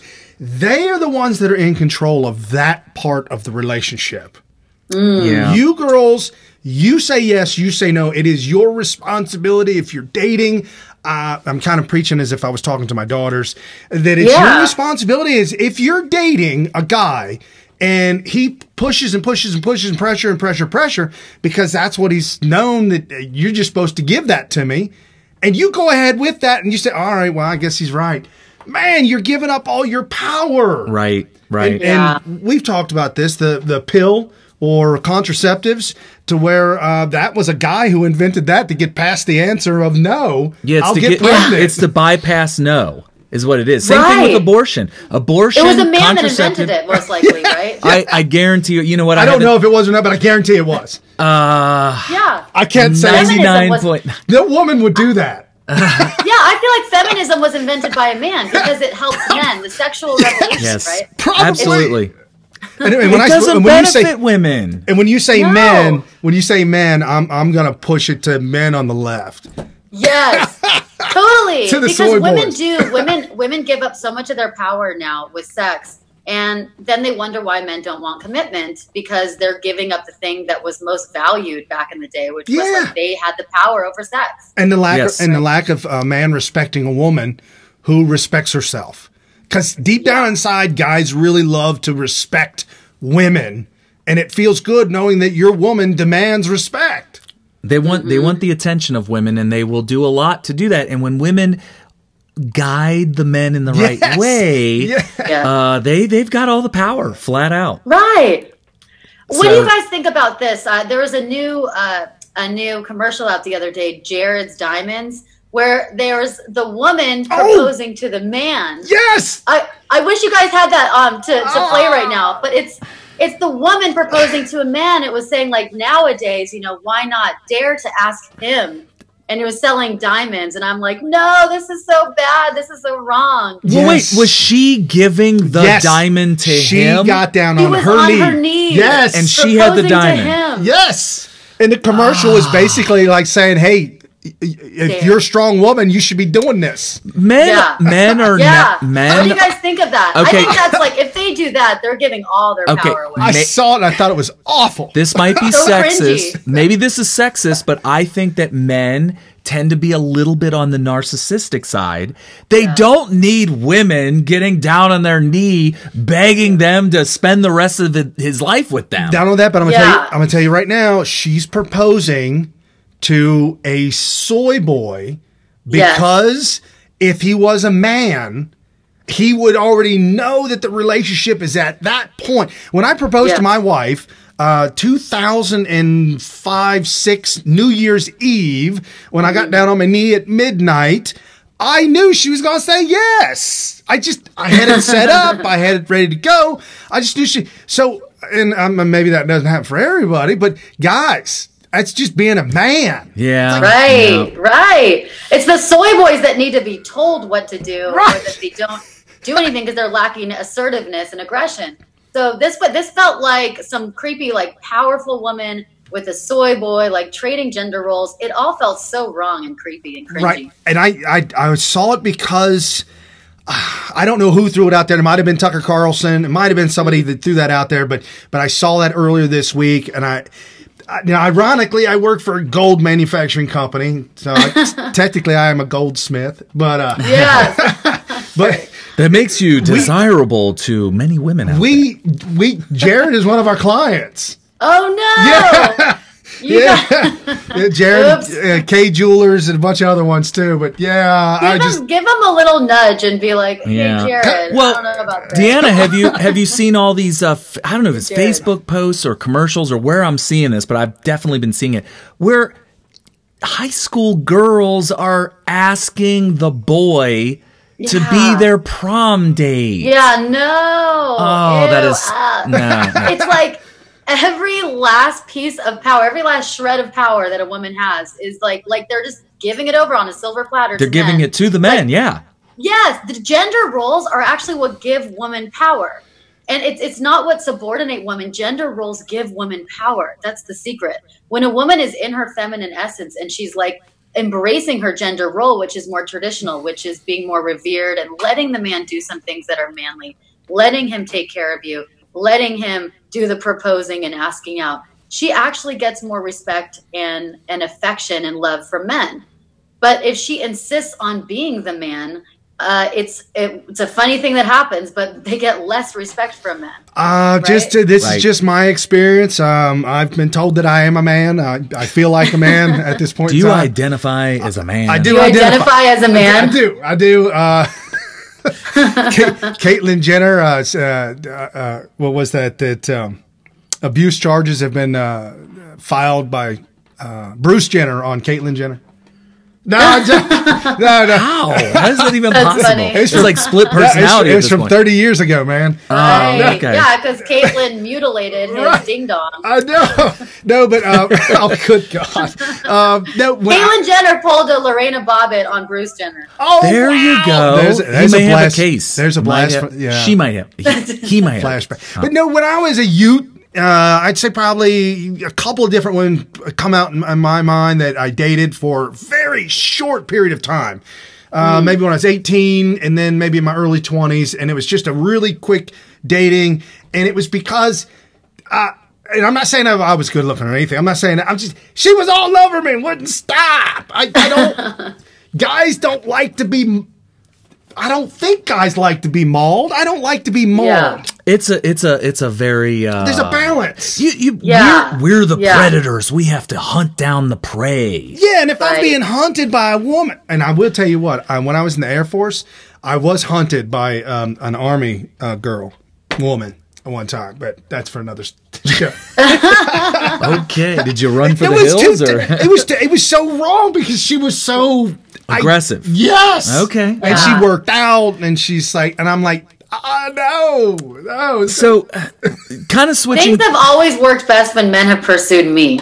You know, I just feel like if he's not pursuing me, he's either not into it or whatever it is, but I'm not going to pursue him. So what do you think about gender roles? Because I've triggered a family member, a feminist family member. You did, didn't you? Basically, I actually was being serious, but also knowing it was going to trigger her.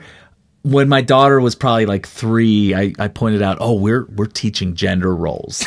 Good. And she had steam coming out of her ears. Got lit up. Oh, she didn't say anything, but she actually showed her teeth and started going. When she does that, the fist is coming next. Well, it depends on how much alcohol is involved, but she could swing. She could that's swing. Great. So she said Thanksgiving instead of like, please pass the bread rolls, please pass the gender rolls. Oh, man. I'm gonna have to remember that next year. Yeah, absolutely.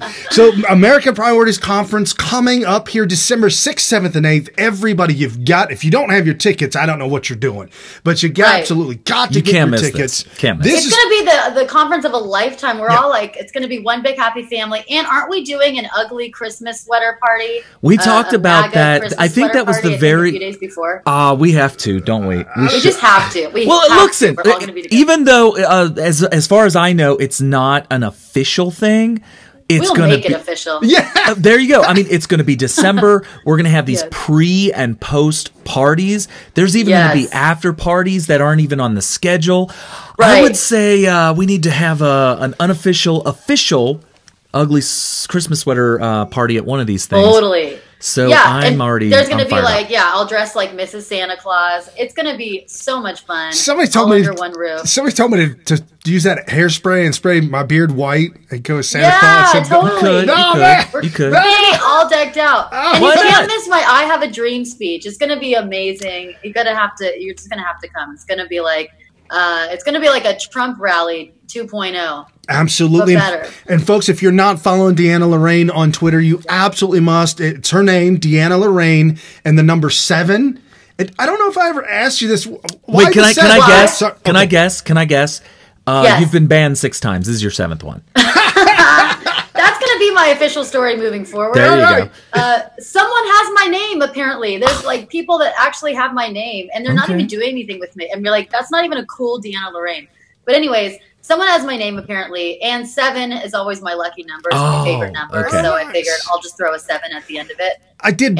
Yeah, I did Brian P, as in Paul, my middle initial, Smith, because there is an artist in Ireland named Brian Smith. Carrie Smith is a woman. Oh my God! Yeah. Well, Brian Smith is a little bit less of a, a little more common of a name. Well, Carrie Smith has taken some woman in Ireland. Somehow Smith with a Y is that very. Sounds about right. Yeah. But, so.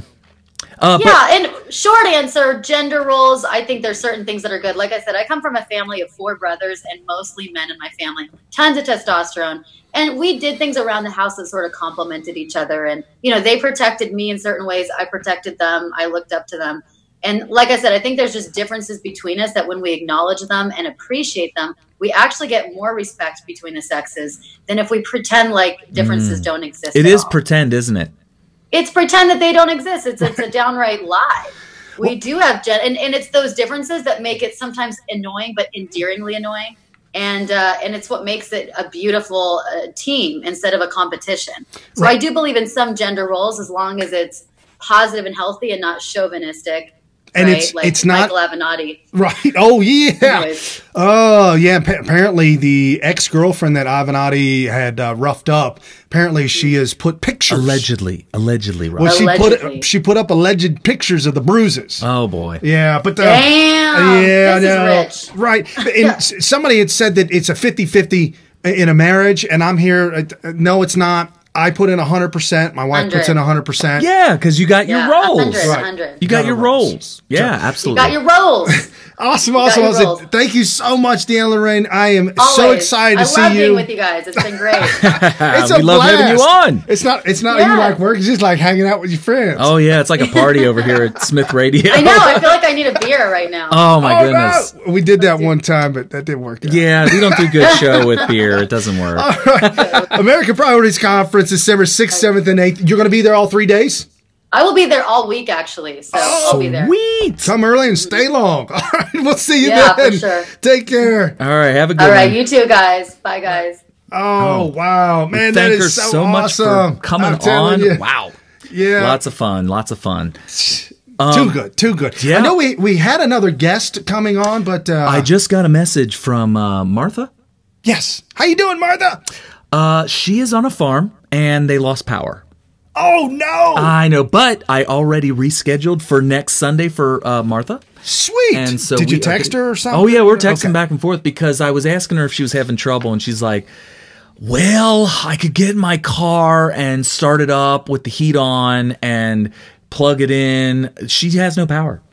So, and she said it'd probably be better to reschedule. I was like, we got next Sunday. Yeah, we got one more day. Next Sunday. You know, folks, for some reason, I was under the impression that we only had another show, like this is the last show until the conference, but apparently that's not true. You got your days a little crossed. You got my days crossed up, so we have this one. And then we'll also have Scott Pressler on next week as well. Scott Pressler. He's the mover and shaker. Yes. He's the one that's making stuff happen, and I like the way he's like encouraging others to take major action, the kind of action that works. Yep, knocking on doors, getting out there, talking to the people, getting in people's faces, and really making a difference.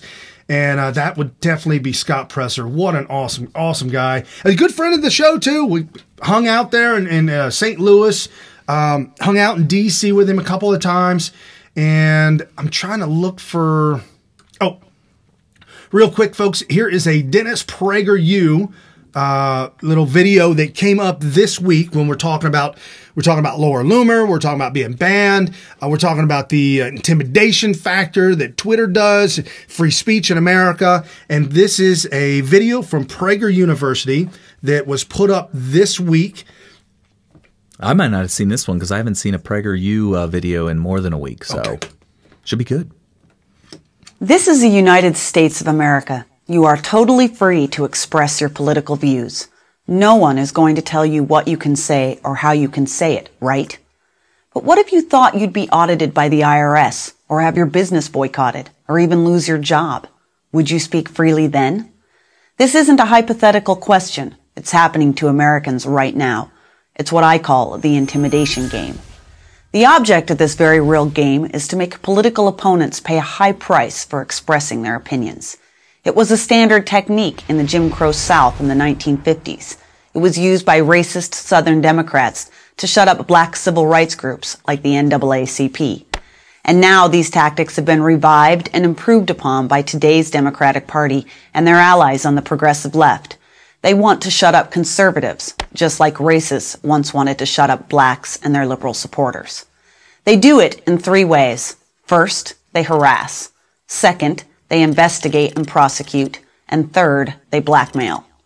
Tactic number one, harass. They sic federal and state agencies and bureaucrats on their political enemies. Remember the IRS targeting scandal that began in 2010? That's when the IRS systematically denied or delayed nonprofit status to more than 400 citizen activist groups, almost all conservative. These groups, representing tens of thousands of Americans, clearly met the IRS's tax-exempt standards. But the IRS delay and denial made it impossible for these groups to raise or spend money during the 2012 presidential election. Had they been able to, would the election have turned out differently? We'll never know. Some of these groups are still waiting for their nonprofit approval. Democrats continue to claim the scandal was the result of some rogue IRS agents who didn't understand the law. Not true.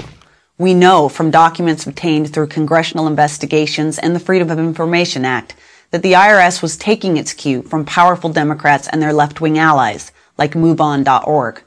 For example, Michigan Senator Carl Levin repeatedly pressured the agency to investigate conservative nonprofits. Meanwhile, in speeches, President Barack Obama warned about shadowy Tea Party groups. Lois Lerner, the head of the IRS's nonprofit division and a Democratic Party loyalist, took the hint. Tactic number two, investigate and prosecute. In Wisconsin, Democrat prosecutors engaged in a bogus campaign finance investigation into conservative groups that had supported Wisconsin's Republican governor, Scott Walker. The prosecutors subpoenaed emails and financial records of the groups and its employees. They staged pre-dawn raids on the homes of Wisconsin conservatives, confiscating computers and correspondence. Then, they warned the victims of these phony investigations and terrorizing raids that they'd go to jail if they told anyone what was happening to them. It took the state Supreme Court to end this use of the government to suppress political opponents. But the message was sent by Democrats in Wisconsin. Cross us, and you will pay a steep price. Tactic number three, blackmail.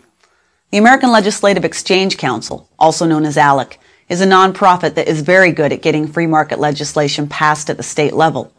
It's supported by a number of corporate donors, Coca-Cola and Kraft once among them. In 2012, left-wing groups who have long hated ALEC had an idea. Target ALEC's corporate donors, threaten to run ads branding them as racists or climate deniers unless they pull their support. It worked. More than 100 major donors ended their funding.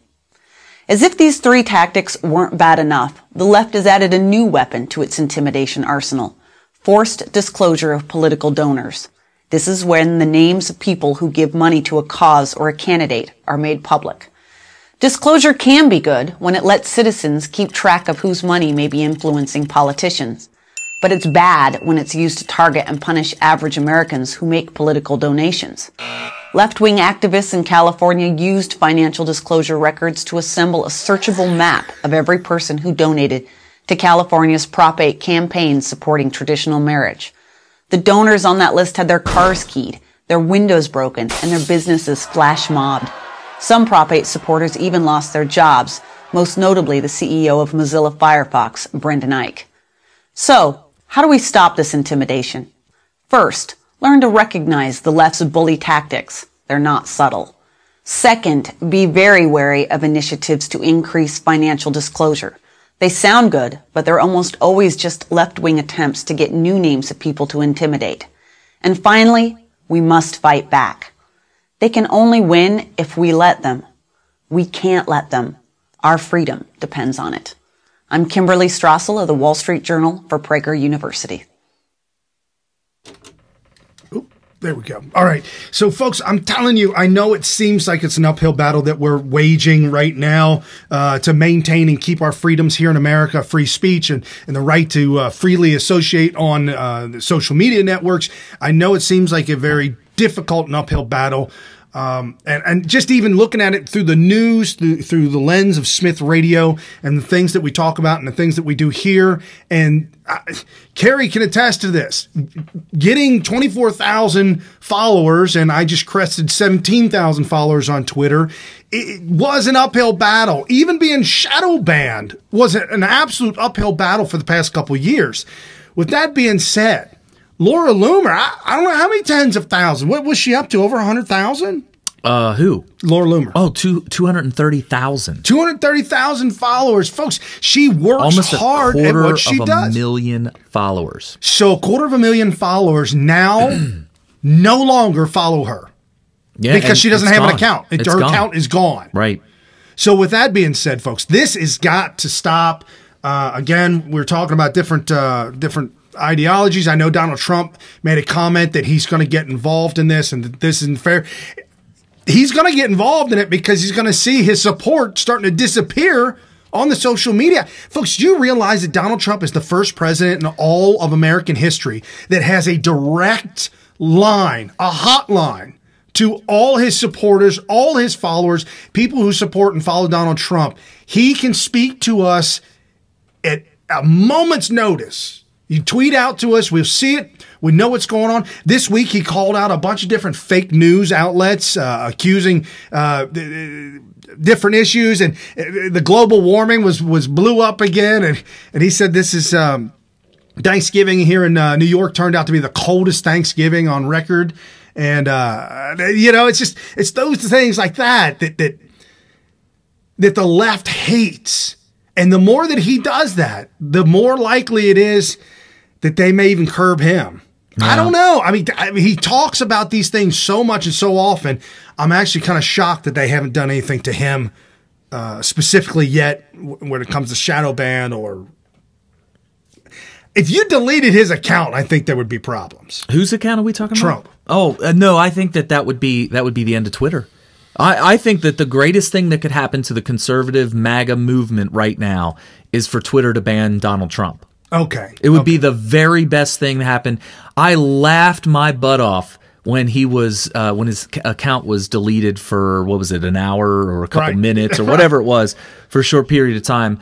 It would be the greatest thing ever. In fact, I have breaking news. It sounded like I wasn't paying attention to Brian. That was because I'm getting breaking news right now.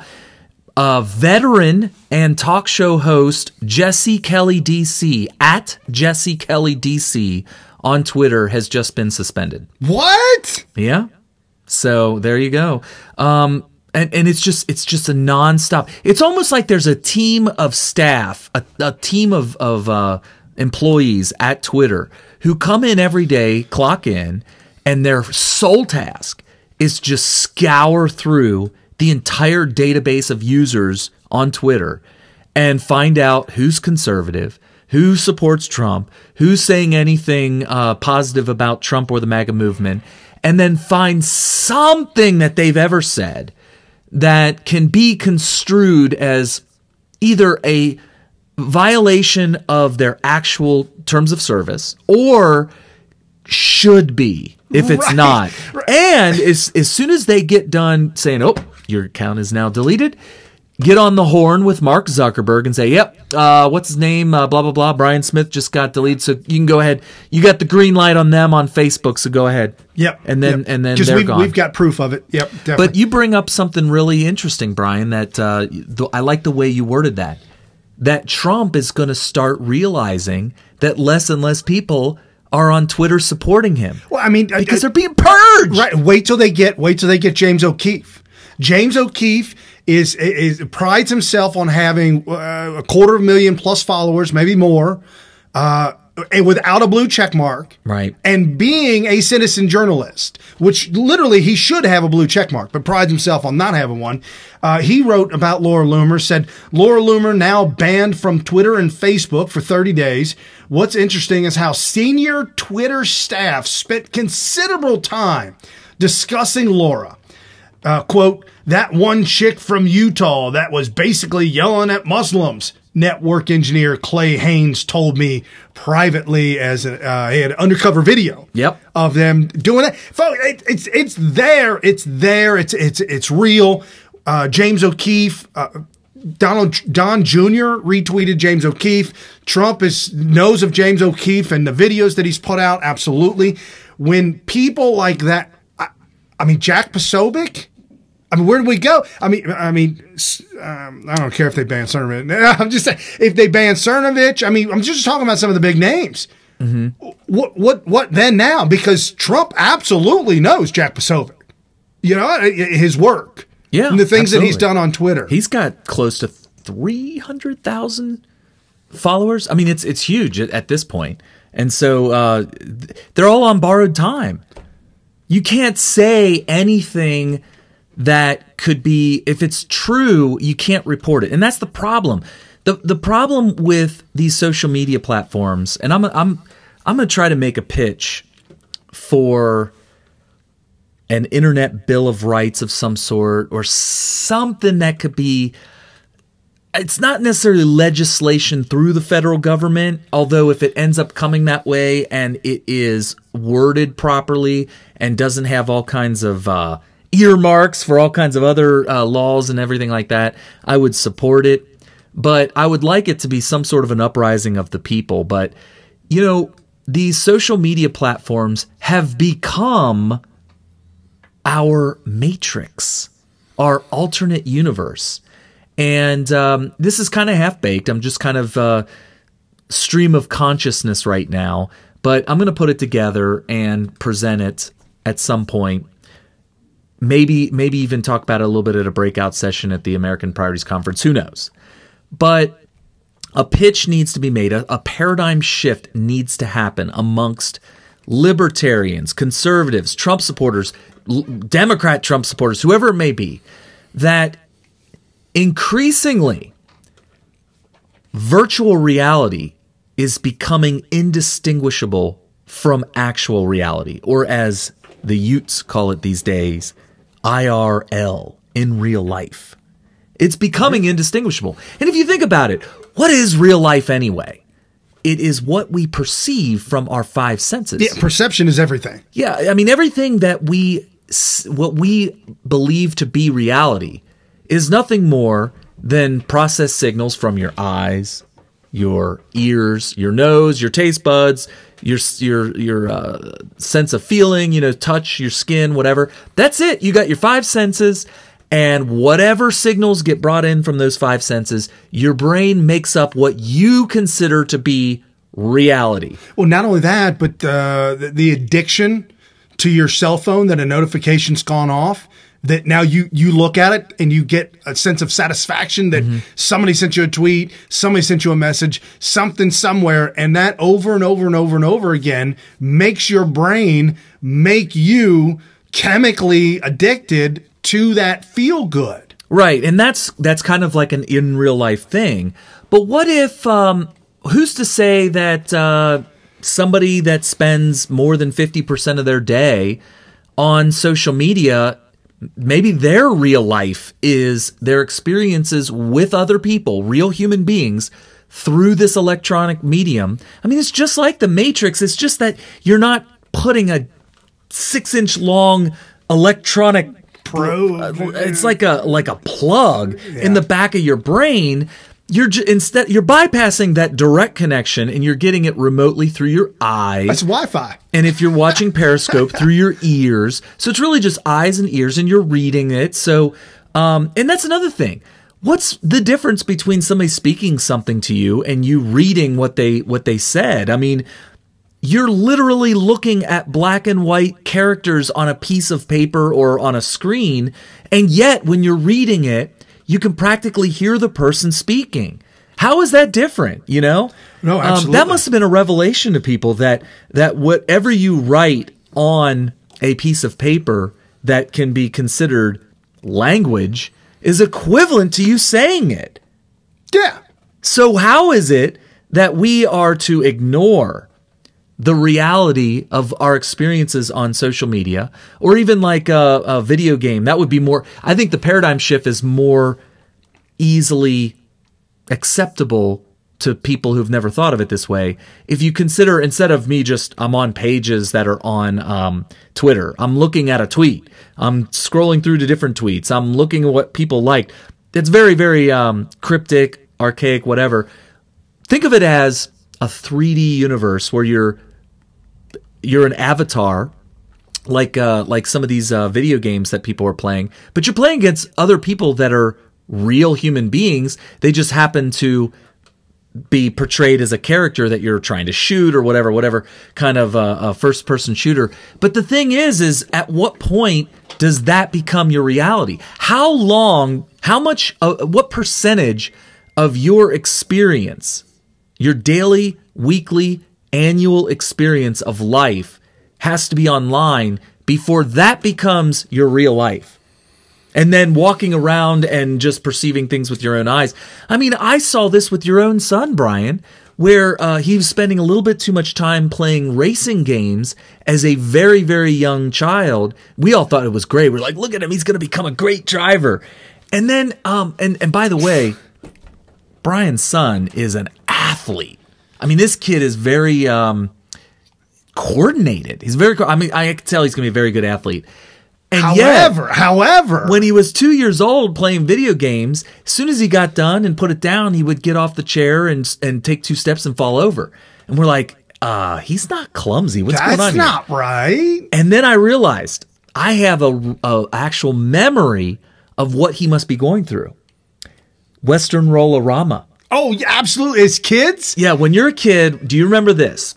You get out there and you do a 2-hour session at the roller rink. All right. Or even all day, whatever. Well, I think most of them are a couple hour sessions. Okay.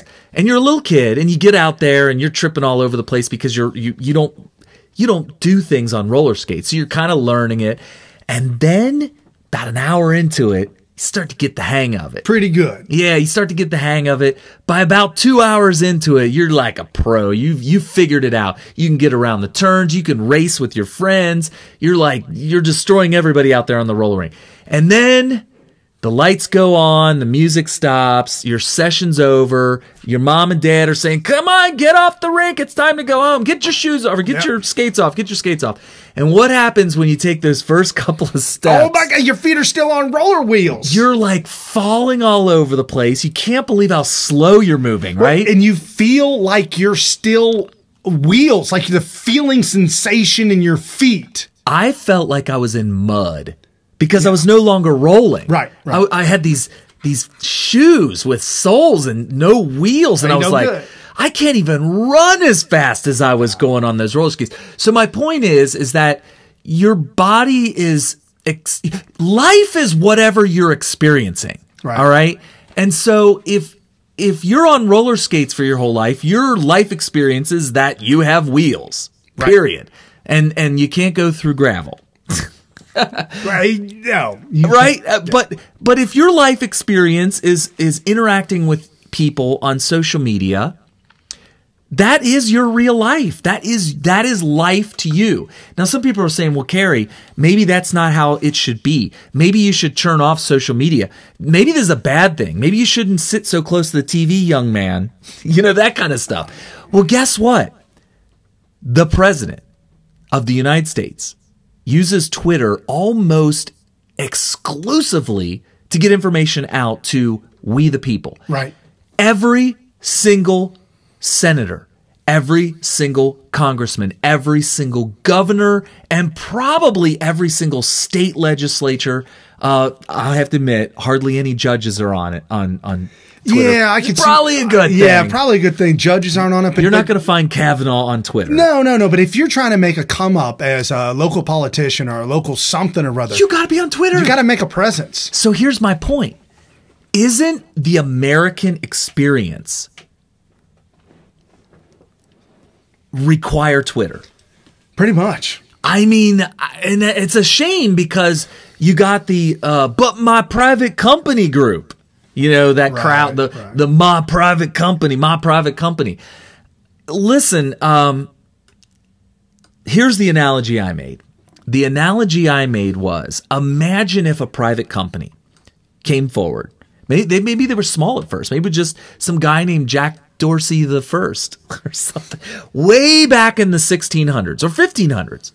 As soon as, Christopher Columbus discovers a new world, everybody starts sailing out and looking for greener pastures and gold and riches and whatever in the new world. And some guy named Jack Dorsey the First shows up in the new world and starts buying land, starts making deeds and saying, I own this piece of land. And he keeps going until he has the entire coastline.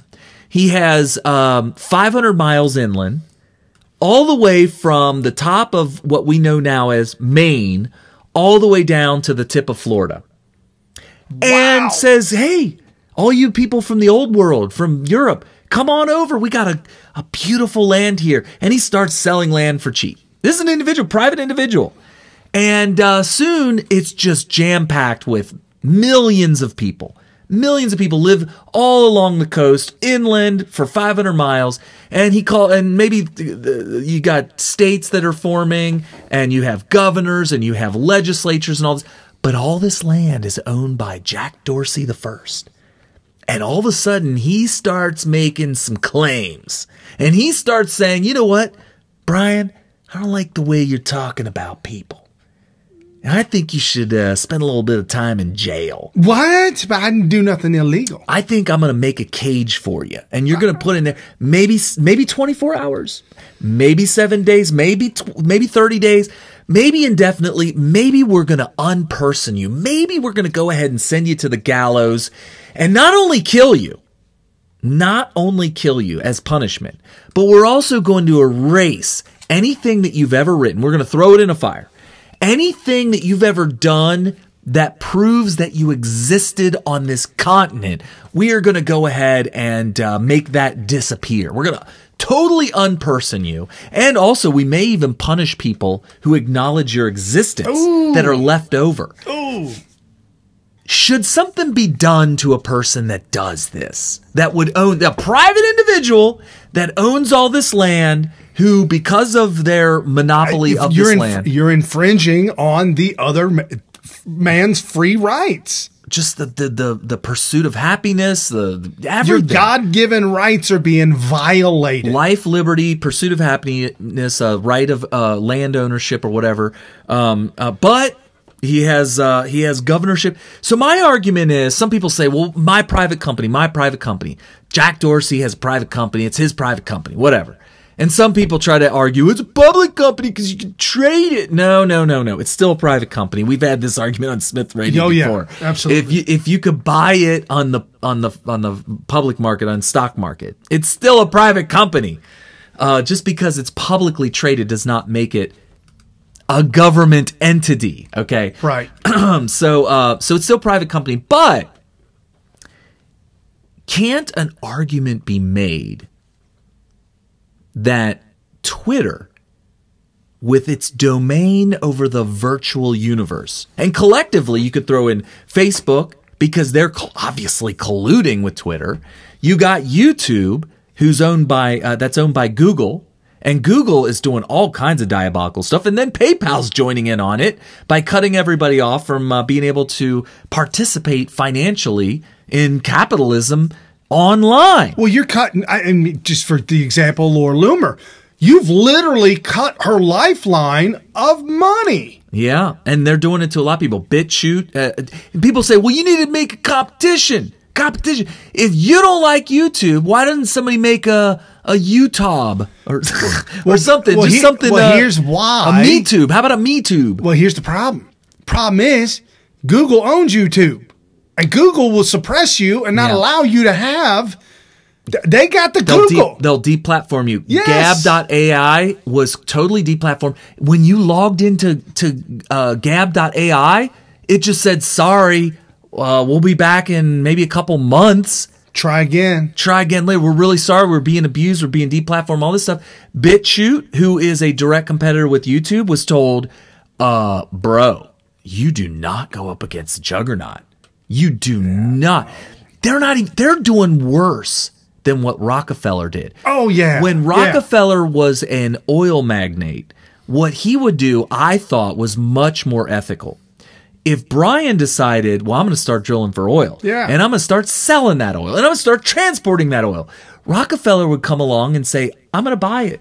I'm going to buy your company. And if you don't sell, well, I've got some Guidos that are going to come visit you late at night. It turns out Brian would have been offered money that he would have been happy with.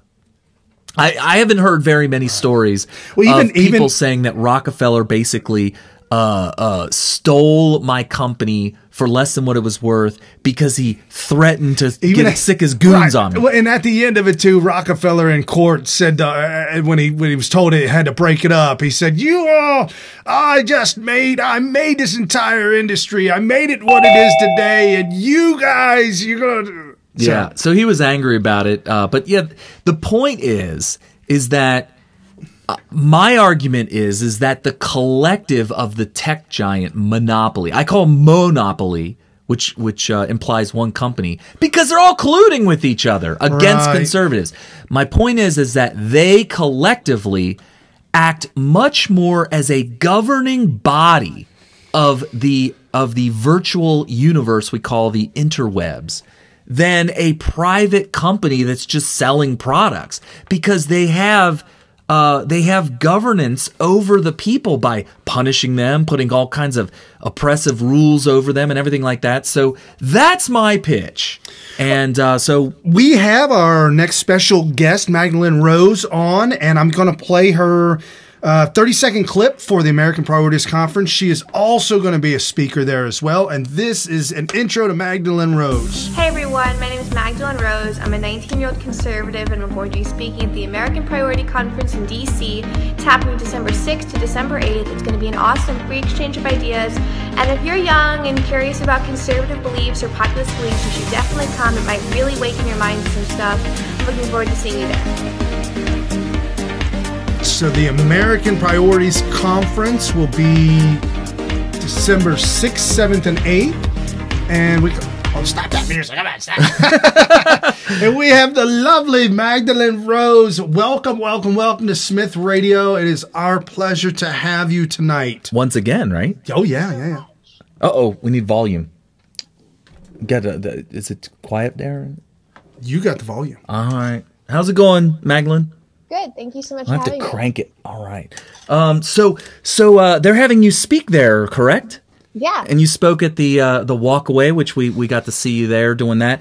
You have a YouTube channel, and that's how you got discovered. Can you tell us how you originally got discovered? Were you just trying to put your name out there, and just who was it that kind of found you? Well, originally my videos just sort of did well on their own. And then I think eventually somebody who works with Brandon from Walkaway or was on his show forwarded one of my videos to him. And we got talking, and then it sort of spiraled into, talking on his show and other shows. So I think that's how I first really got my first big push into this. It sounds like a truly grassroots viral effort. Yeah, so when you first started making movies, it was probably like really low numbers, and then as people shared them, it just kind of grew. Yeah. That is truly viral right there. That's how it's done. And I truly believe, I know that my sister really was keeping me informed almost daily on the growth of Walkaway, because I never heard of it before she found it, and she just showed it to me, and people were spreading it, and she was talking about the numbers of people who were following the page on Facebook, and that seemed to be a truly genuine viral phenomenon too, which I think is great because that kind of stuff has staying power. And that's just great. So one thing I will tell you, people need to definitely go and subscribe to your YouTube channel, because it's great that you seem to intuitively know that after 2 minutes, it's tough to watch YouTube videos. So you go 2 minutes and 20 seconds, and that's it. So, do you go by a script? Do you rehearse? Do you just go? Yeah, I did a couple videos during primary season where I talked to people's press secretaries, and sometimes the candidates themselves. And those ones I had notes for because I wanted to list their specific accomplishments or what they want to do their platform.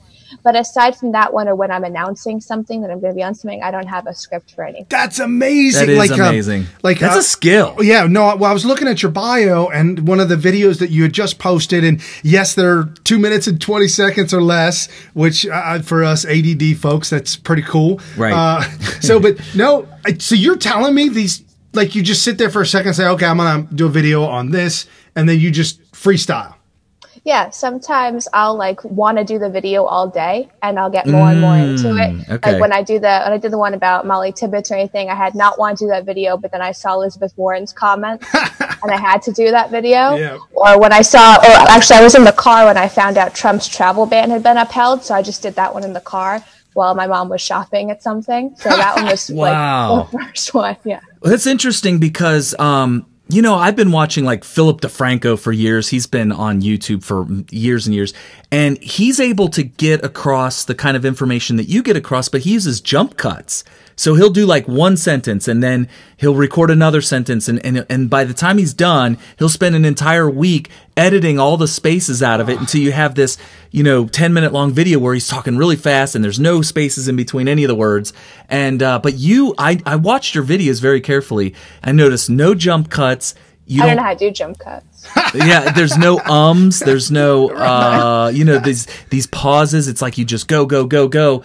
And you don't lose track of where you're at, and it's just like, oh my gosh, I cannot do that. Well, and then when you speak too, you speak fairly quickly, and you move right through the idea. You start it, you get through it, and you end it, and you get to the 2 point. minutes. Yeah, I love it. It's just great, and I think that is a communication skill that I think is going to be a very big asset to the MAGA movement, which is why I think a lot of people, if they never thought of your talent that way, I think they should and start really taking you seriously, because that's really important, especially with these youngsters that are, can't really, they see a 15-minute video or longer and it's like, oh gosh, do I really want to dedicate that long of my life to that? It was like 2 minutes and 20 seconds. It's like, I don't care if I hate what she says. I can deal with 2 minutes. I get comments like that. Like, I hate everything you said, but 2 minutes or less than that's not really a big investment. So I can do that. That is so true. So let me ask you this then. Question.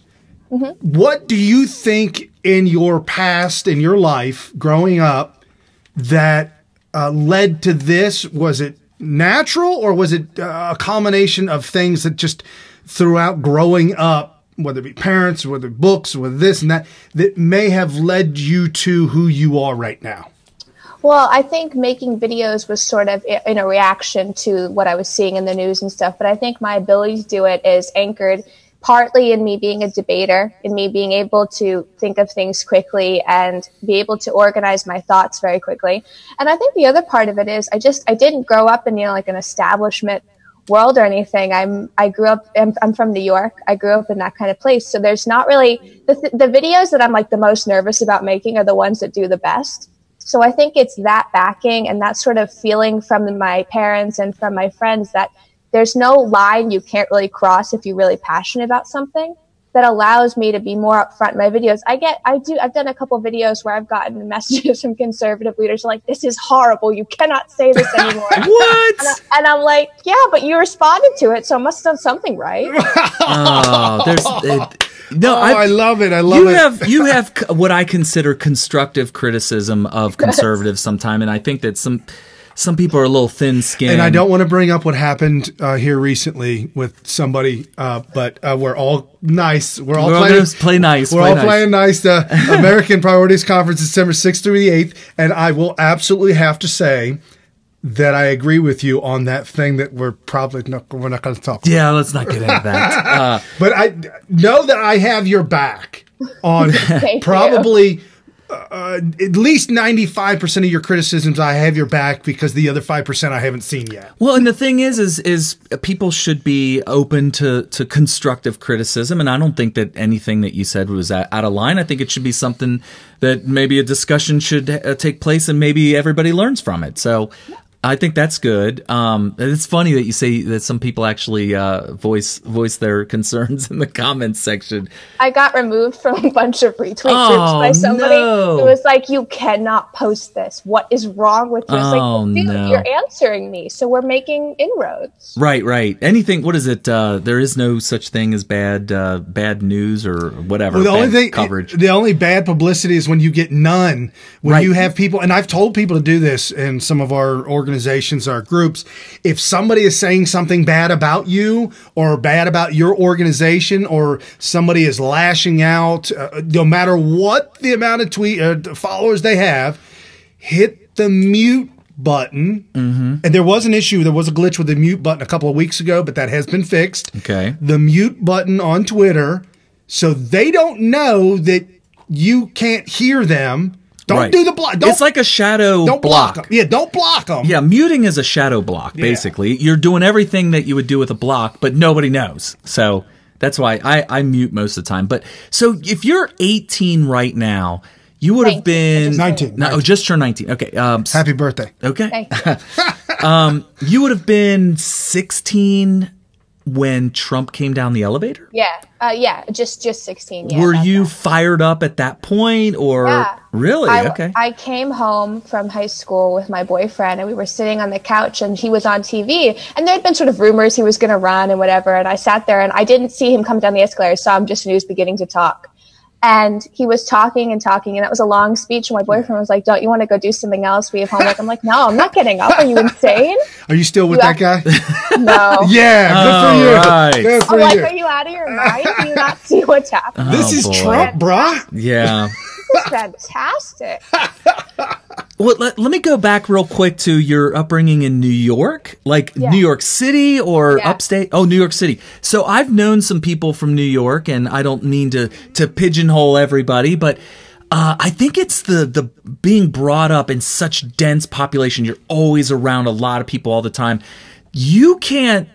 Were you in formal debate, or are you talking about debating friends? No, formal debate. I was not debating. Did you also argue with people in public? Yeah. You can't be in high school in 2016 and be a conservative. It's like the best boot camp you can ever have. Oh yes. my gosh! So, and here's why I bring all this up. My friends from New York, part of winning an argument is being able to not let the other guy get a word in edgewise. Yeah, you can't get so your ability to just say everything without an If you're arguing with a New Yorker and you stop to say you've lost. It's over. It is over. They're going to interrupt you, and they're going to bury you right there, and you're not going to get back in. And so that might be how you may have actually developed this skill based on where you grew up. Yeah, probably 100%. So awesome. You're going to be speaking at American Priorities Conference December 6th, 7th, and 8th. Folks, go to the website right away, AmericanPriority.com. Go to the website, get your tickets. There's limited tickets on everything's limited. And you are going to be speaking, and tell us more about that. Well, I don't know a lot about it. They haven't told me a lot about it. We just know it's going to be very informative, and there won't be any. Awesome. Yeah. I think I'm talking on a youth panel or a roundtable discussion from young people in the MAGA world, not really the conservative world, but more like the MAGA world. I assume we're talking about solutions and things and the issues that are plaguing not only young conservatives, but young people who just are not brainwashed. Right. And sort of the dangers they're facing now. And personally, I want to see more of a solution to that, to how these kids are going to be helped out, to them understand there's a community that isn't anchored even in a political party, but just in people that care. I tell you what, I actually said this to Charlie Kirk, and I say it to everybody who I think is dancing around what is there's a lot of conservatives, a lot of Republicans that for some reason they're blind to this.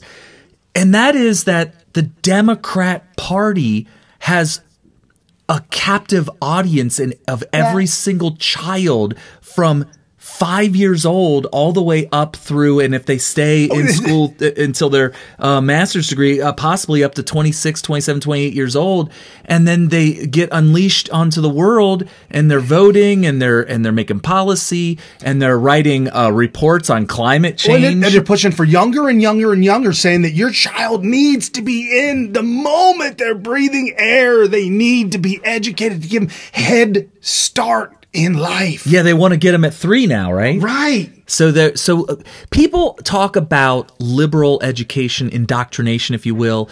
Almost always they're talking about college. You know, you got... oh, no, it's way before that. Oh, I know. And it's crazy that I'm not hearing that enough.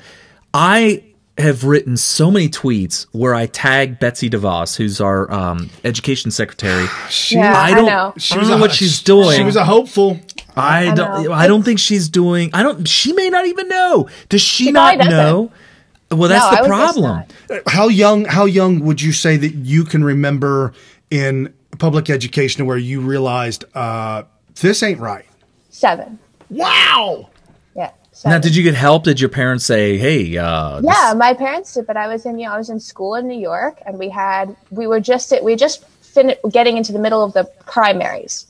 And, everyone was nobody really cared. Most people were for Hillary, and then Obama got the nomination. It was like, bam, that's it. Everyone's for Obama now, or you're evil and you're a bigot. Oh, yeah, you're racist, sexist, bigot, homophobe. Oh, yeah. No, I'm not cool with that. Right. It just does seem so dishonest, doesn't it? Why are you so racist? Why don't you like the black man? Why? That in itself is racist. Yeah. It is. It's ridiculous. It did feel like that. And even like Charles Payne, who I don't know if you know, he's on Fox Business, and he's very conservative. He follows us on Twitter. He's just really he just is all about the conservative cause. But then when it came down to 2008, he admitted that he voted for him, and he was very, very sorry for it. And he said apologetic. Yeah. He's very apologetic because he realized that his reason for voting was just ridiculous, and so now he's voting for the ideas and not for the skin color. And I think that was the problem. But it's not just him. It's like it was attempted that everybody should vote for Hillary because she's a woman, and it's just like this nonstop thing that's going on. And of course you get into school, and we're indoctrinated into believing all this stuff. I remember when I was in high school, feeling I was 16 years old, and having a feeling of euphoria when Clinton was elected. Not me. Sorry, man. Not me. Why would I have a feeling of euphoria because as a 16-year-old? It's media. It's weird, isn't it? It's like some odd, something's been inserted into your mind. Nobody really knows why. It's true. And the thing is, I feel like people in the conservative world don't want to hear this, but a lot of the young people who are very into Michelle Obama and Barack Obama, it is an emotional component. So to make them, or to make other Democrat politicians like horrible Hitler people, is very appealing to one aspect. But when you're talking about the youth, if you don't lead with ideas, if you don't lead with anything else, you just alienate them because they are so emotionally attached to them. Yeah, go ahead. No, I was going to say on that point. Yeah, we're all talking at the same time.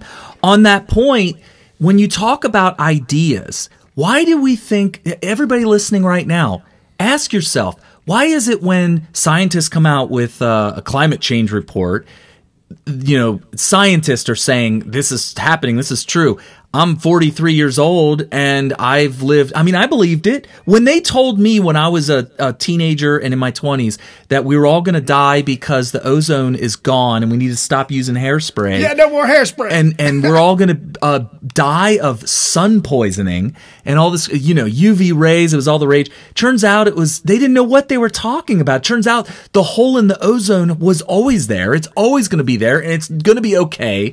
And here we are, fast forward all these years later, and I see the same arguments over and over again.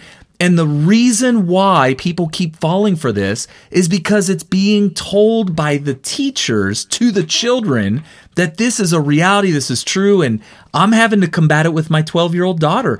I have to tell her, now I know your teacher's telling you it's true and real, but it's not. It's a hoax. And don't get into a fight with your teacher because there's just no purpose, but just know that she's not right. And with that, like all these social justice warrior stuff, right? No one ever talks about China or India. Like these two countries pollute. I mean, there's no denying that they pollute everything. They have people in the street to walk around in doctor's masks because the air is unsafe. So if we're going to talk about climate warming and global warming and everything, fine. But I want to see some equality. I want to see the UN take up their pen and write some sort of sanctions against them. Or like Macron's, falling apart in Paris right now because he tried to raise the diesel tax to combat global warming. Like, okay, fine, you did that, but are you going to call out Beijing? No. So have a little equality. They cleaned up Beijing, didn't they? They put all those fans there and made it look good for the Olympics, and they blocked all the roads off and said nobody could drive in Beijing months before the Olympics. And they put all these huge, monstrous fans to try and clean the city up before the Olympics came, and then once that was come and gone, then it went back to horrible pollution. They are putting online, they are bringing online, China is, coal-fired plants to the tune of half a dozen a day. Coal-fired plants just left and right. So don't give me the whole global warming thing. But I know this week you had some tweets out about that earlier. That you didn't agree with it. No, it's ridiculous. Like sun dimming? We're doing sun dimming? I retweeted. There's going to be mass extinction. Hold on. She put this. You put that article up, and I read it, and I retweeted it with a comment because I had to. You want to talk about that? That CNN posted this article. Oh my God. Yeah, Harvard and Yale, the great apparently epicenters for thought, have decided that they think the only way to stop this is to start with sun dimming chemicals. Oh my! Has no one seen a sci-fi movie? Yeah. Has no one read a book? What's wrong with these people? So do they not know science? No, in the article they said what they were going to do is send whether it be hot balloons or big balloons or government aircraft or whatever to go into the stratosphere and emit all these chemicals in the stratosphere to dim the sun because it's too hot. Isn't that what they were saying? I almost encourage it. I almost feel like encouraging it. No, it's going to kill us. No, this is why I feel like encouraging it, because they're bluffing. They have to be bluffing. Global warming isn't about the globe actually warming. It's about convincing people to give all the power to the government. They're not going to dim the sun. Well, no, but they put that out there in what's supposed to be like a reputable website. And like young people are like, what's a good idea? Let's dim the sun. It's like putting shades on. It's like putting shades on. You just turn it down, a dimmer switch. No, just turn it down. If you know anything about science, you would know that dimming the sun would cause a massive extinction event. Massive. There would be mass extinction. One really bad volcano could cause the kind of dimming they're talking about, which they say, or not. What is it? The asteroid that hit. Yeah. So a big asteroid hits the Earth, and it causes the entire extinction of not just the dinosaurs, but probably thousands of other species. And we're talking about doing this intentionally. It's crazy. Well, and if you let them do it, it's going to be a big money grab, just like Solyndra. Just like the damn windmills that are killing all the bald eagles. And the turtles, the turtles are affected by all the solar panels. Well, that and the lights at night during mating season. Yeah.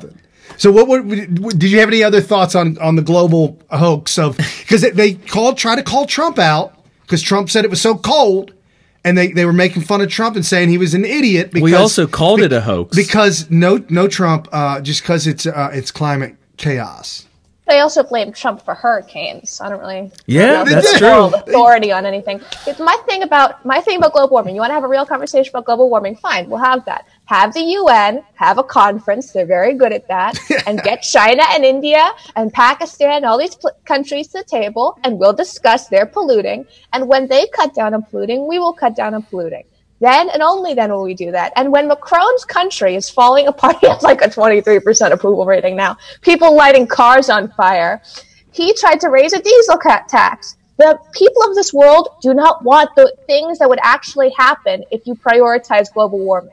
This is a misnomer. So if you do this, this is what's going to happen, and populism and right-wing governments are going to come in. So keep doing it, Macron. Keep trying to attack us here. Well, and California is destroying itself under its own idiocy. They passed, I think it did pass, that they are now going to restrict and limit water to just a couple of they want to eventually get to it by 2024 or 2030 to where each and every individual person has. I'm not being too far off with the numbers, but I think it's like 2 gallons a day.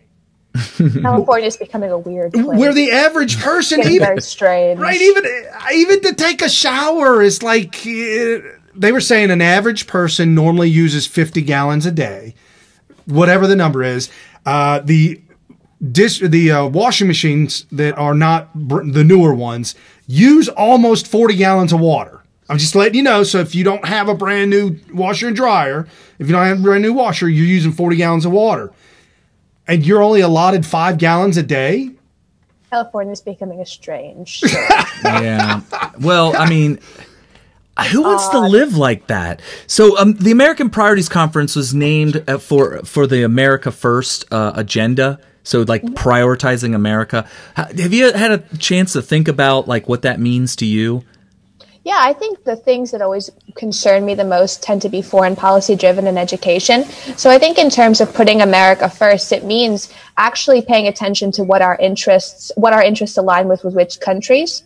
So I think right now when you saw Trump go and him talk about all the problems with Germany and them trying to allow all these pipelines to be built and everything, you saw him put America first. I think it's not so much an isolationist tendency, like more like the Rand Paul, but it's much more aligned in a populist viewpoint. And I think it means, saying this country and I have not always gotten along, but they have nuclear weapons, so we're going to get along with them. And this country might have some serious moral problems. But again, this is not our problem. We don't have many citizens living there, so we're going to continue with treaties. And I think in terms of education, it means prioritizing students over unions.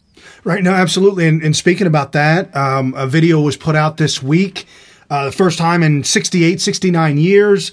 North Korea soldiers, I don't know if they're generals or colonels or whatever they call them out there, North Korean and South Korean on the DMZ. Fence was taken down, and they both stepped up to each other and shook hands. For as much as you hate Kim Jong-un, Kim Jong-il, Kim Jong-un, the whole dynasty, for as much as you hate all of that and all the people they've murdered, this is a step in the right direction for once. For peace, if we can have Obama do the wave with Castro, we can have Trump, shake this guy's hand. I remember when Otto Warmbier was tried. I remember thinking, so this is the standard now.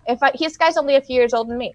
This is the standard now. If a Democrat is in office, if Hillary Clinton wins and I'm in another country, I'm just done. And I felt so vindicated when he brought his body back, because at least it was a movement forward. You can't judge another country for every bad thing and take no responsibility.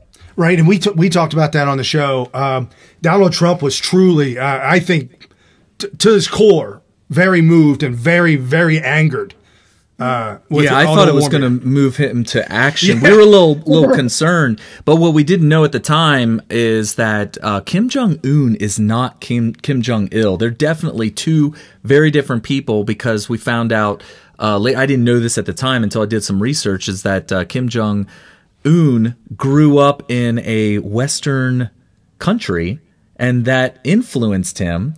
And, he watched NBA basketball when he was in school and all this kind of stuff. He played it and loves basketball, loves the sport. And so he's a lot different than Kim Jong-il, who would not have had that kind of exposure to not just America, but Western culture in general. So he was probably more adversarial to it, just out of fear of the unknown. Whereas Kim Jong-un looks at the Western world and is like, why can't Korea be more like that? Yeah. So I'm looking forward to it. Even China this week, I don't know if it's making concessions, but coming to the table with Trump, I saw something about that. Yeah. They're equaling out how much they're going to be paying in the fallout from this trade war. And with the tariffs that have been going on. And with China, I mean, that is a communist country. And the fact that you have Democrats who are not calling this out, I mean, this is what they're supposed to be good at, is regulating and calling out bad things. And what kind of world is it where Marco Rubio is picking up the slack here? That's not appropriate. If they're going to be the human rights leaders and the social justice warriors, then they need to do it on all fronts. They need to call that out and what's going on in Iran. They don't get to just be selective about their outrage in foreign policy. Right. And their outrage with Donald Trump's comments this week about Saudi Arabia. As much as I have issues with Saudi Arabia in the sense of the documentaries that I've seen where you cannot vacation there, they had to sneak in cameras there. They have a square called Chop Chop Square, because that's where people get their heads chopped off. As bad as that is, I think that it was a good move that Donald Trump, at this point in time, because of I think the control that they have over oil right now, I think at this point in time, I think that's a good bet. That is a good bet. And also, I mean, Democrats are always talking about how they don't like the solidification of these conservative leaders, and they don't like the unifying of like the Weisgard Alliance. They don't like any of these things.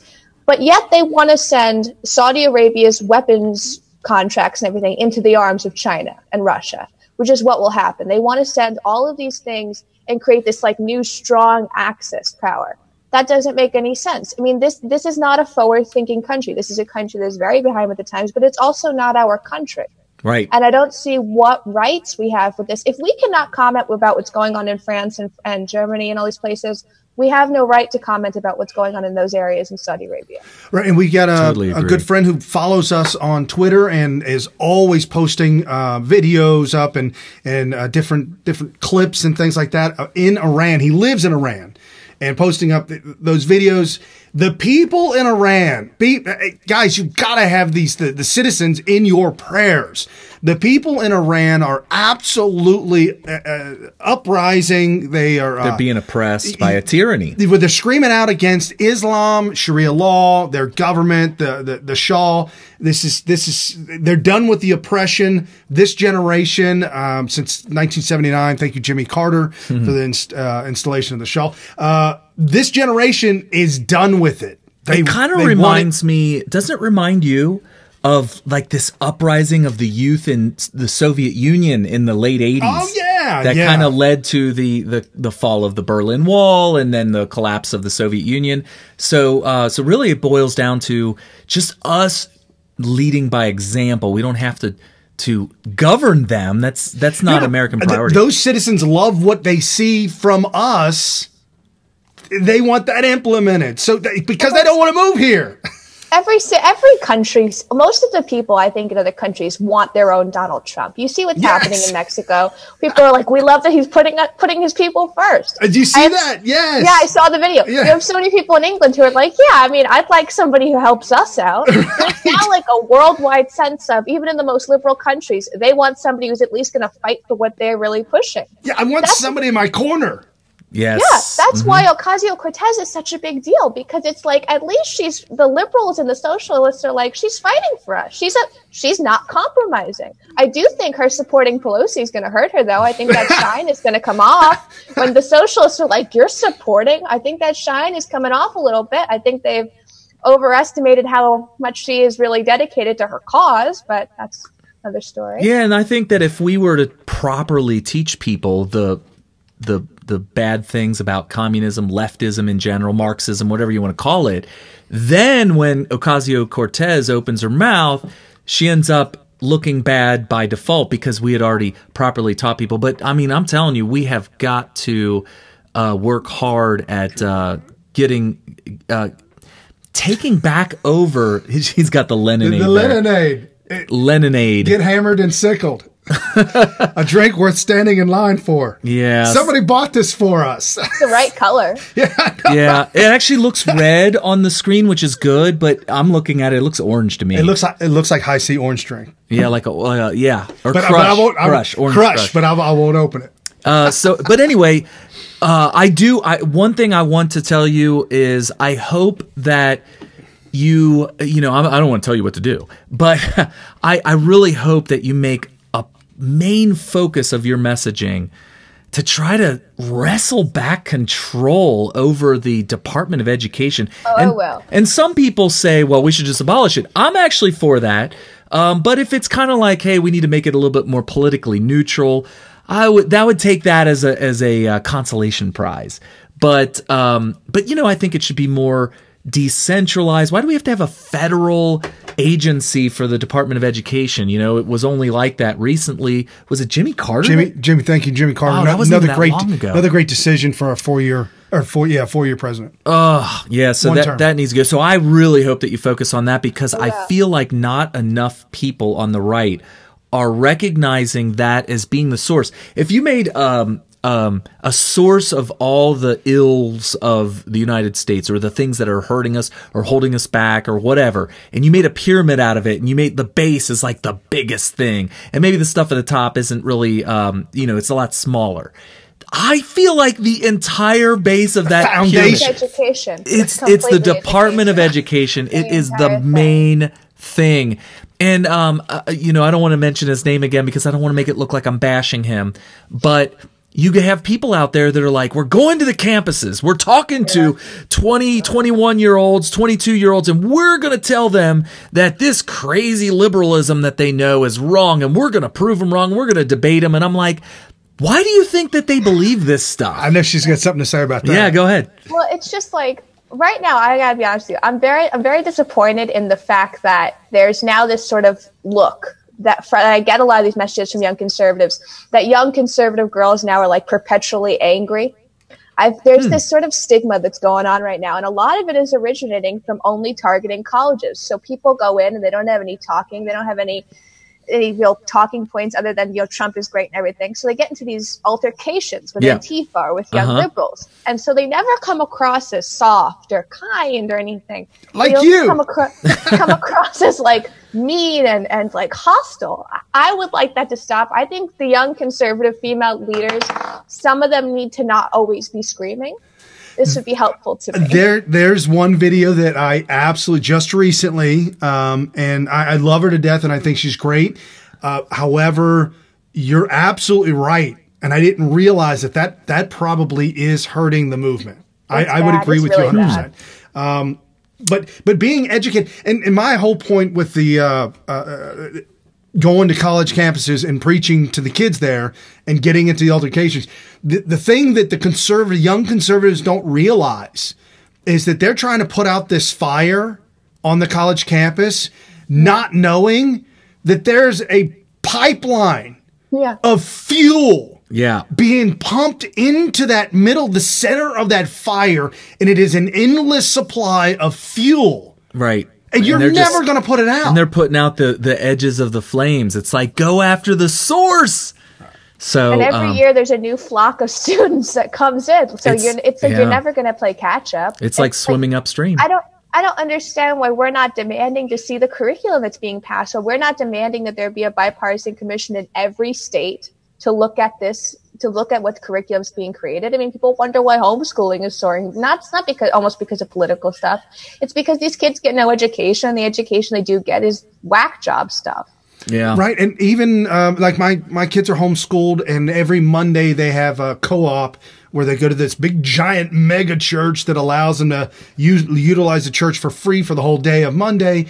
And they take elective classes that may be fun and meet with their friends and hang out. And there was a mother that had a T-shirt on that said United States Air Force vet. And I caught me off. I'm like, are you a vet? And she said, yeah, absolutely. And ironically, she took the same course in the same class and became a machinist and went through the same school and knew some people that I knew. And it's like, wow, what a small world.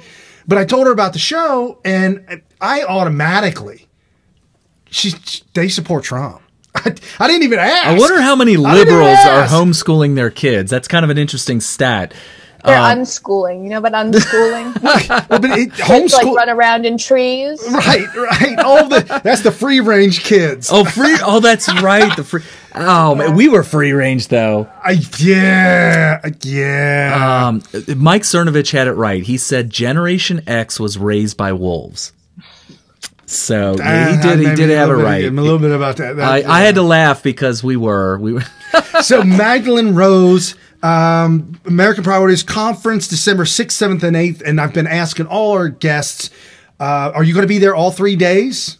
Yes, I believe so. Awesome. It's going to be a whole weekend-long party, I guess. It's going to be lots of fun. Oh, absolutely. So do you know what day you're going to be speaking on by any chance? No, not yet. Okay, but so we'll know by next week. I promise. Yeah. Next Sunday is our last show before the conference. So we'll have all the details in stone.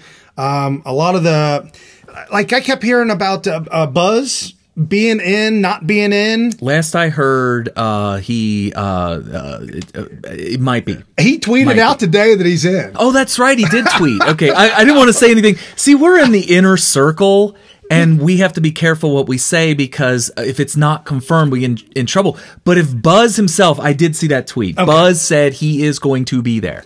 So Buzz Patterson. But that doesn't matter. Mahgdalen Rose is going to be there. That's right. That's all that matters to me. That's right. 100%. No, you are definitely, my daughters look up to you. You are definitely an inspiration to them, as well as Katja Lee. Her daughter looks up to you as well. Yeah.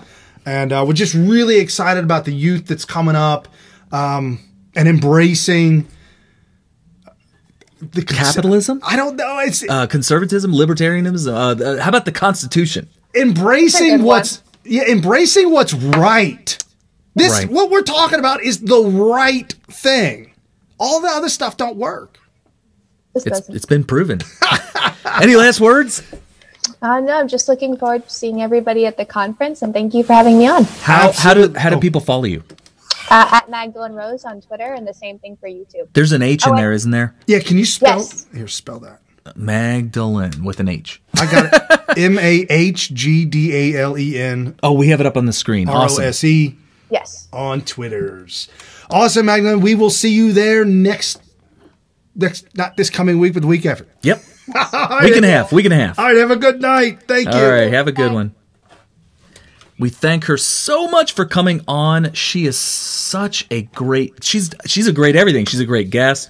But I will tell you right now, you're looking at an up-and-coming star there. Oh, absolutely. She's got all the things you need to be there. I mean, the great spokesperson. Okay, let me just throw this. Let me just say this.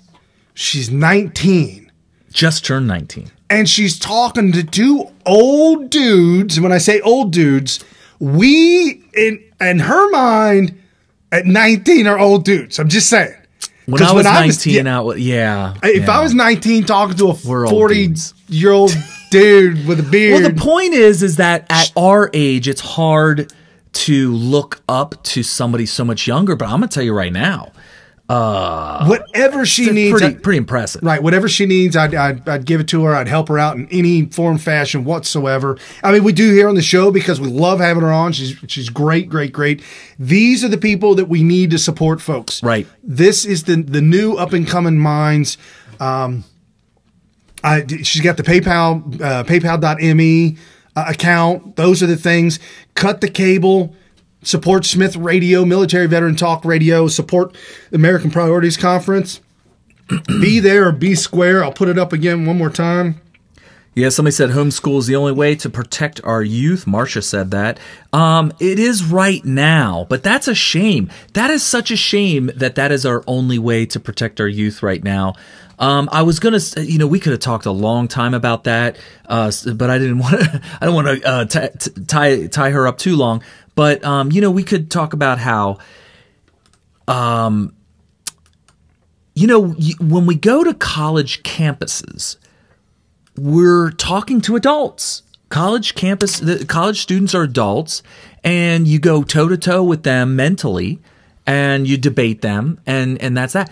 When you talk about kids, you can't really go and tell them that their teachers are lying to them. There would be something morally wrong about us telling a 12-year-old seventh grader, "Hey, your teacher's lying to you," or "Hey, abortion's wrong. Prove me wrong." You know. But Louder with Crowder does that. But no, at the college campus, he doesn't do that to seventh graders. Oh no, college campus, right? Yeah, sorry. But here's my point.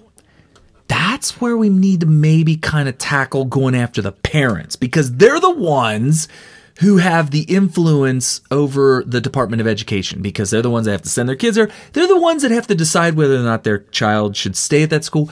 It really is an uphill battle for people like us in the state of America today because, you know, these young parents who have young children, because they're probably a little bit younger as parents. Right.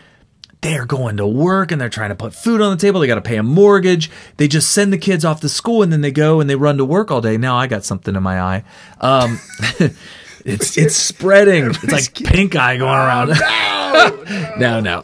But anyway, so it's almost like we got to educate the parents. Like, hey, are you aware that your child is being taught X or Y or Z? Well, they're only aware and shocked and awe when the kid comes home and says, oh, yeah, we all do this. My 5-year-old daughter came home from school. She was 12 at the time, but when she was 5, she came home and said, I feel sorry for Reagan in our class. I'm like, why?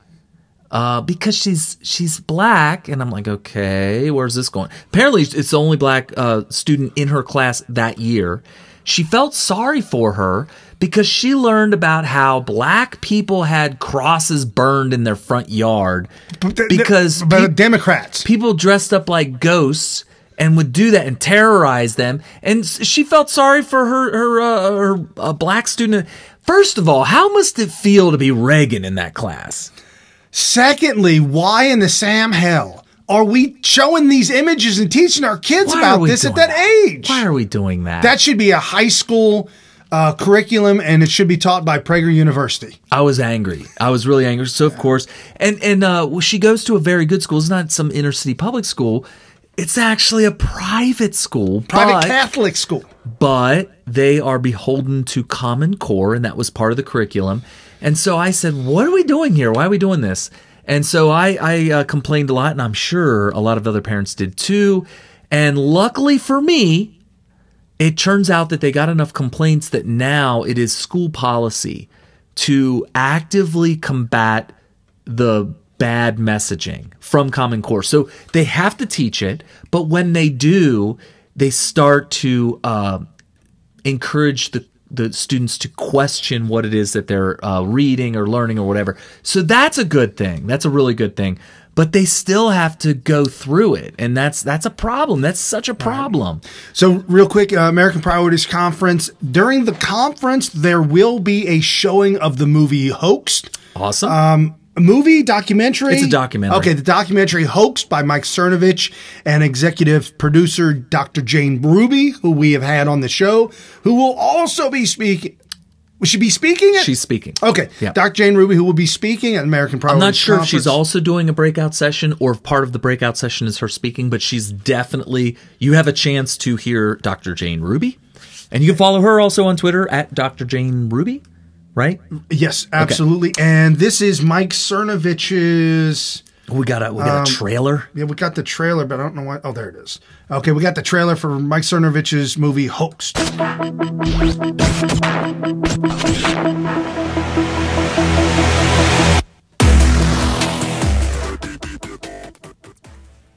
Well, the way I look at it is that if somebody has to fight, and I know that if they're hitting us, it is because they fear us. So every time they hit me, every time they hit me, I'm like hyped. I'm like, they're lying about me again. People go, why don't you sue ABC? And I go, I love it when they lie about me. I love it when they attack me, when they hate on me, because that means they fear me, because The Economist takes their orders from the Rothschild family. So we are literally being attacked by the Rothschild. That is amazing. Oh, it feels great. I love it. And why won't you demand that leaders of the Democrats disavow the violence in Antifa the way you demanded Trump disavow violence from his supporters? This is being completely covered up. They realize that this is the only place for real news, and now they're trying to attack and lie about us and claiming that we're Russian agents and all that. Also interesting is, remember, it's illegal to possess these stolen documents. It's different for the media. So everything you learn about this, you're learning from us. In fact, through WikiLeaks, she said one thing. Oh, no. All right, let's see if we can get Congressman Collins back. Obviously, we just lost his satellite feed. Fake news media every day. Can anybody do real journalism today? Can they just do real journalism? Because this is real news. We don't make stuff up like ABC does, like Bloomberg does. Oh, where's the interview of you demanding that Bernie Sanders disavow Antifa? Disavow Antifa. When every day you're called fake news, you're lied about, when you get things right, you do have to remind people, look, watch what the fake news media is calling us, watch what they're saying about us. And they are so desperate for war now that they're trying to claim that us... Well, she had pneumonia. I mean... How do you know? Who told you that? Well, the campaign told us that. Why would you trust the campaign? Bam. The point is... Owned. It's very important that this get out there. Thank you. I know that if they're hitting us, it is because they fear us, knowing that that is the level of resistance we're getting, because that's the kind of impact we're having. So that is what I focus on, is the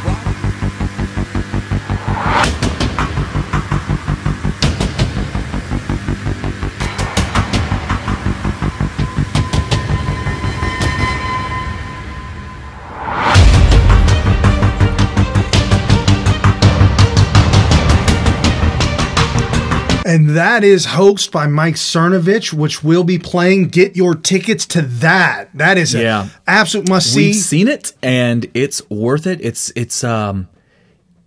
is. There's something about that movie, the way it's put together, that makes it so worth seeing. I'm telling you. Riveting. It's going to go, that documentary is going to go down in history as a historical documentary. I mean, literally, I think so. Documenting historical events that went down during the campaign, the run up, all up until they were still adding things to that movie, all up until just recently. Yeah, it sounds to me like they might have to have a sequel eventually. Yes. So we're looking for a sequel. Now, folks, I know that there's some people out there that may have opinions of Mike Cernovich one way or another, things that he tweets out one way or another. I don't agree with everything he says.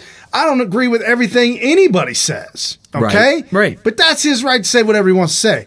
However, I will pitch this movie because we saw the entirety of it. Oh, yeah, it's good. We sat and we talked with him afterwards, a little roundtable session of a handful of people, asking questions, talking to him, picking his brain.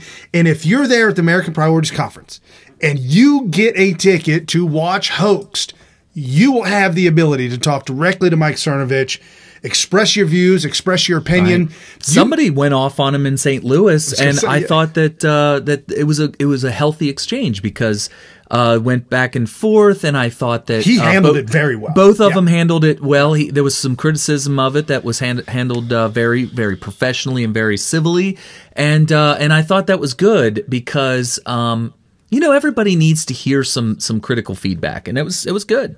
Yeah, absolutely. So Mike Cernovich is going to be there. Get your tickets. And real quick, as we're rounding everything out and lightning around real quick, I told you guys about the invasion in Mexico, and we hinted a little bit about that with Mahgdalen Rose. The invaders that invaded, the people from Honduras and Guatemala that invaded Mexico, Donald Trump has worked a deal with the Mexican government. The invaders will not be allowed to enter America and will have to wait in Mexico as their asylum requests are being processed. Now, Donald Trump came out and talked about this, and we all know the asylum requests, 90% don't even get qualified, or 75% Which don't even makes qualify. sense. I mean, asylum isn't just... It's very narrow and very specific, and you have to have evidence of it. It makes sense that a lot of it is rejected. It makes sense. Right. So with that being said, there have been some disturbing videos, and I'm going to put this one up there for you folks to see on the show. This is a very disturbing video, and I'll talk you through it for those of you audio only. This is a aerial camera view of the Mexican-American border, where all these invaders are hanging out and waiting, just walking up to the border. And now all of a sudden, by the thousands,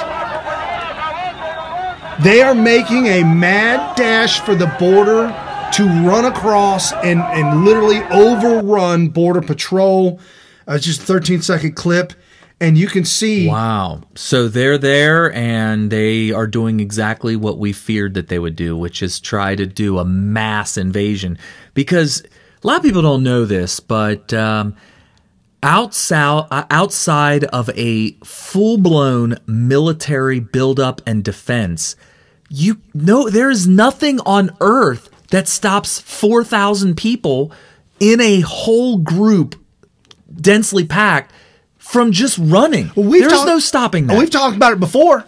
China, if they could get all their people just to march across Europe, you couldn't stop them. We don't have enough bullets to kill them all. It's just not possible. Yeah, there would have to be a military buildup, and that's the thing. If the border, if it just gets overrun in a now, if you spread that 4,000 across, you'd probably end up with the same result. But I think that there would be more of an advantage of Border Patrol to pick individuals off individually. But we don't have, we don't have eyes every single place, so some of them would be unopposed completely. But you put 4,000 all in one spot and just have them rush all through all at once, nothing's stopping that. And we've also said this example as well. If you took the entire football team, all the coaches, all the coaching staff, all filled in the end zone of a football field, and you by yourself with a fully automatic machine gun, fully loaded, endless belt feed, so it won't even stop, they charged at you and you started firing, they would overrun you. You could not. You would not make it. No, it would be done. You wouldn't make it. There would be enough people to get through to stop you, assuming that they didn't retreat. Right. And so this overrunning of the border, Border Patrol and the folks down on the border in the invasion, breaking news this afternoon, that now all foot patrol, all pedestrian movement and all auto movement on the roads and on the sidewalks coming in and out of America, in and out of Mexico are all, as of right now, they've been sealed shut. Yeah, based on that So if you think you're going to Tijuana right now, you better turn around. I'm glad to hear that. I hope it's 100% accurate. I would be taking extreme bold steps at this point if I were Trump. The fact that I am an American citizen and he is my president and it's not happening that I know of is really disturbing. But I would immediately when you implement martial law, you can do it in very tiny little places. You don't say, all right, martial law is declared, all of America's under martial law. No, you can do that in these tiny little focused areas. Right. I would do that. It would suck to be in San Diego right now because that's where it's going down. And also, I would ask Congress to fast track a requirement for something like E-Verify. If it has to be, if you're not allowed to use a private company, I think that they should put together an E-Verify clone, basically, that is, and make an entire a department that does nothing but require every single business in the United States to have to run through every hired employee. So Donald Trump tweeted out, the fake news is showing old footage of people climbing over our ocean area fence. This is what it really looks like. No climbers anymore under our administration. Now, if you remember last week or the week before, we played the video and it went viral. There was people straddling. It's like bars, vertical bars that go up maybe 20 feet, maybe 20 or 30 feet. And you can grab the sides of the bars and shimmy up it. And when you get to the top, throw your leg over and straddle it. And these were the images that you were seeing. You were seeing people waving, straddling the fence, and they were going up and down either side. And that was what was being portrayed as happening live in real time or whatnot, or very, very briefly. When in reality, if you're looking at the screen right now, Trump tweeted this picture out and said, this is what's really going on at the border. And it's 1, 2, 3, 4, 5, 6, 7. There's about 7 layers on one side and probably another 7 layers on the other side of it. That's 7 layers covering up those bars that people were climbing up. Right. So even if you could shimmy up over that, you got 7 layers of concertina wire. Yeah, concertina wire is, I don't know if you've ever... Am I saying it wrong? Concertina. Oh, okay. So the concertina wire is something special if you've ever dealt with it. I had to deal with it a lot, not just because I went through Marine Corps boot camp and Marine combat training, but also we were deployed for 30 days in South Korea, which was basically still at war with North Korea. And so I had a lot of dealing with concertina wire. And I'm gonna tell you right now, if you even look at it funny, you're stuck. You can't even you can't even look at it funny. If you're walking by it and not paying close attention, it'll snag your clothing, and then you have to spend like 30 seconds trying to meticulously get your fabric off of it. It just sticks to everything. And if you have the misfortune of like falling into it, not only are you stuck there until somebody helps you get out, but you're probably going to be cut up really bad too. It's like, they call it razor wire, but it's concertina wire. And what we had, first of all, when I first saw the military putting it up at the border, I thought they were putting up maybe one layer at the top, kind of like what you see at a prison. Right. Sometimes they'll have as many as 3 atop. And then also in the areas where there's not a fence or the fence is very minimal, they were stretching 3. It'd be 2 at the base and 1 on top, and stretching that across the border. And I thought, man, if they're not manning that concertina wire, little wire snippers will be the end of that. Cut right through it, yeah. Now, 7 layers? Go! Ain't happening. And you got to shimmy up 20 feet? Yeah! So when you get over the 20-foot wall, you then have to somehow cut your way through 7 layers. You're going to fall, and you are not ever going to move again. You're going to be stuck. You'll be sliced and diced. You'll be like that guy that in the fail videos that does a backflip into a giant cactus. Ooh. With like 3-inch long needles. He's in it, and he starts screaming for his friend to pull him out. He couldn't move. His friend had to, and then the more his friend pulled, the more he said, "Oh, no!" And so his friend just basically drug him out of there. It would be worse than that. So, real quick, Hillary Clinton over in Europe says that Europe needs to get a handle on migration in order to halt the rise of right-wing populists. What? Says the woman who wants open borders. I'm thankful she's never being president again, by Mahgdalen. Tweeted out by Mahgdalen. So she's actually taking the position of Trump, but for a different reason. Right. It's a reverse or something. Yes, it's a reverse psychology of some sort. It's like, yes, we need a border wall. We need to curb migration. We need to be xenophobes because if we don't go along with the right wingers, you're going to get more Trumps. You're just going to get them even more fired up. Yeah, we can't fire up the right wingers anymore. So real quick, news you didn't hear about. Muslim refugee stabs a woman 14 times in Minnesota, and not a drop of media coverage at all. Wow. Rules for radicals. People are asking me, Brian, why is everything all crazy? Why is everything all nuts? What is wrong with these Democrats? Right. Let's hear this one. Rules for radical. Logic premise number 1. First off, a society in turmoil and under distress is more receptive to government change. And that's why they're constantly trying to create crises. When you get somebody emotional, you can get them to change. Somebody who is unemotional, untied to something, very difficult to get that individual to change its mind on whatever they're doing. Was it Anthony Robbins that said that change happens when the pain of not changing exceeds the pain of change? Right. Absolutely. Absolutely. And part 2 of that, if a cause?